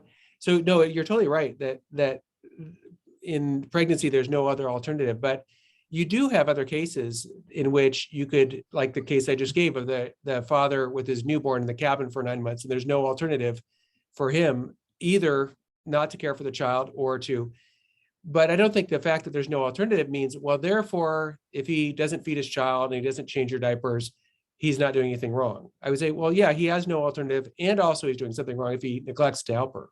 Mhm. So we're at 3 hours and 13 minutes. So maybe just a couple more questions, because it's kind of a little bit late. Okay, any questions? Yes, Yes. me. Thank you. Christopher Garcia and Fernando have Yes, questions. thank you. Fernando? Christopher, me, it's my turn. Okay. Yeah, go ahead. Thank you. Professor Christopher, before to ask, let me to say you thank you for this talk. I really enjoy it. It was very interesting, and but let me to ask the next. I noticed that your argument presupposed a premise related with the circle of rights. Nowadays, even more beings belongs to that circle. So what do you think about the inclusion of non-human animals to that circle? That is, I consider that one consequence of your argument is that it is extensive to another human, to another beings. So in that case, do you consider that non-human animals belongs to that circle of rights, and also then they have the right to live and etc.? What do you think about it? Yeah, so my view is that all human beings deserve basic human rights, or to put it differently, that all human beings are beings with a rational nature. And I'm kind of open to whether or not there's other animals that also have a rational nature. And I just don't have a firm position. So could it be that we discover, aliens from Mars, and they show up on the White House lawn and they start communicating with us? And, maybe, yeah, okay, I guess there are other creatures out there that have basic rights and are persons. So I'm sort of agnostic about that. In other words, maybe there are, maybe they're not. But I don't think we need to answer that question to answer this other question. Well, should we hold that all human beings have basic rights? Of course not, yeah. And because if we try to talk about both questions, it's sort of like we already have one hard question: do all human beings have basic rights? And now we're going to raise another different hard question: should animals have rights too? Well, we can talk about that, but again, I don't think you need to answer that other hard question to answer the first question: should all human beings have basic human rights? And my reason for that, I talked a little bit before, just to reiterate, is that every single time we've divided the human family into those human beings that have basic human rights and those human beings that don't, we've made a horrible mistake. So I think we should have an ethics of inclusivity rather than an ethics of exclusivity, where we exclude certain human beings from basic human consideration. Maybe one more question. Fernando. Sí, muchas gracias. Bueno, tengo muchas ganas de conocer cuál es su opinión acerca de una cuestión. Al leer el texto comprendí que usted piensa que el aborto está moralmente injustificado, pero cuando esta opinión se traslada del terreno moral al legal, tenemos la criminalización del aborto. Entonces, parece que, o sea, sé que su posición es que no debería criminalizarse a las mujeres, sino a los médicos que practican los abortos, ¿no? Pero en cuestión de consecuencias, parece que el resultado en los países donde hay criminalización del aborto es que eso trae consecuencias terribles para las mujeres. Y de hecho parece que pase lo que pase, las mujeres, o sea, sea legal o no, las mujeres abortan. De hecho, estoy seguro de que nadie piensa que abortar es algo agradable o algo deseable. Nadie cree eso, ¿no? O sea, es una experiencia muy dolorosa, pero pasa. Hay muchas mujeres que se ven en la necesidad de abortar, pero cuando el aborto es ilegal, es más probable el aborto inseguro y muchas mujeres mueren. Entonces, mi pregunta es en esa dirección. Quiero saber cuál es su opinión sobre esta cuestión. O sea, en el mundo real como en el que vivimos, hay abortos, cuando es ilegal, la gente muere. Entonces, quizás tener esto en consideración en los argumentos éticos sea muy, muy importante. Entonces, me gustaría saber su opinión sobre esto. Muchas gracias. Sure. Thank you, Fernando. So my position is that I'm against both legal and also illegal abortions. So I'm against both. I don't want any abortions, legal or illegal. Now, I do think you're right that women will still get abortions, whether they're legal or illegal. I think that's a reality. And so my view would be to work towards, this is never going to happen, but work towards a better world, a more perfect world. And my vision for that sort of world would be a world in which all human beings are respected and protected, and that all women with crisis pregnancies receive special help and special aid and special support, because it is a very challenging and very difficult situation. So I would hope that we can move towards a world in which women feel very secure and very much empowered, that if they get in a crisis situation, they feel the support and the love and the help of others so that they're able to move forward in a really positive way. I think you're absolutely right. Many women who choose abortion think of it as a very painful choice, a kind of last resort, not something pleasant. In fact, I think that many women who choose abortion are more or less forced by their boyfriends or husbands, and coerced and arm twisted and more or less forced into having an abortion. So this world is obviously imperfect, but my vision or my goal would be moving towards the civilization of inclusion and love. And so in a situation where a woman got pregnant, how different would things be if women got pregnant and then the boyfriend said, I love you. I want to make this work. I'm going to support you. I'm going to support the child. I'm on your side. I mean, I realize that is something that is not going to happen given human limitations, but I still think it's something that we're called to do. When we look around the world, we see all sorts of evils that have been going on for centuries. And my solution to that is to try to work to minimize those as much as possible. And that involves culture, that involves the law, that involves the way we react to each other. And I think, honestly, that progress can be made. I mean, think about the progress that was made in terms of slavery. I mean, as you probably know, slavery was once literally universal. Every country in the entire world had slavery. Well, now there is still slavery in some countries, but it's much reduced. And so I would say a similar thing with abortion. There has been abortion from the beginning of time. There'll probably be abortion to the end of time. But on my view, what we should do is love both the women who have crisis pregnancies and also love the children that they're carrying. I think that we should love them both and try to help them both and try to help them both have a chance for a very valuable future. So that's kind of what I hope happens, and that's the kind of future world I want to live in. Thank you so much, Christopher. I just want to read a little note here that came in the chat. I'm not going to say who wrote it, but anyway, sorry, I have to leave, but it was an amazing session. Christopher almost made me change my mind about abortion with his paper. See you next week. I know your intent is not to change, our intent is not to change either's mind, but to, explore and understand the other's mind. But it's nice when somebody acknowledges that you had an impact.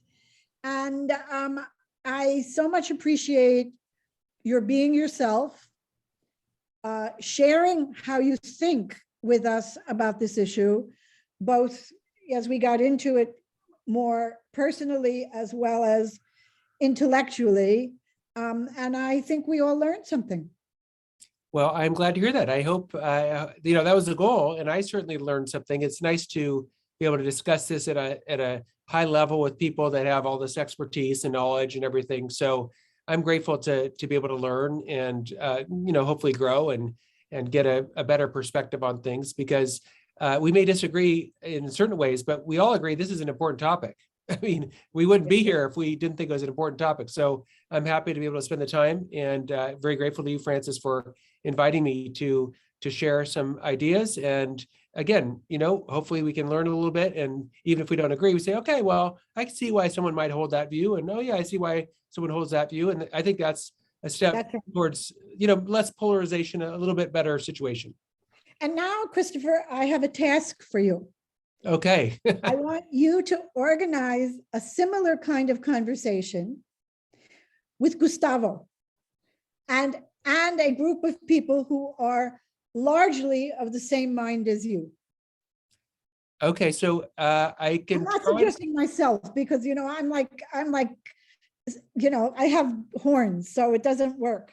Okay, well I can try. I'm about to become chair of my department, though, so I'm a little worried I'm going to have administrative. Okay. Well, it doesn't have to be at Loyola because And maybe you could have Gustavo and Maria Antonietta, who has also been quite brilliant in her remarks during this conversation. Yeah, well, I would love to have another conversation, that's for sure. Okay. Are we Oh. done? Yeah, I think we're done. Yeah. Thank you very you. much, Chris. It has been a wonderful session. Reading your paper has been really challenging, and sure, I'm sure we can do something in the future. Let's look for ways to collaborate. That would be great. That'd be great. Thanks, everybody. Take care. Good night. Thank you. Bye-bye. Appreciate it. Bye-bye. Thank you. Bye. Bye-bye.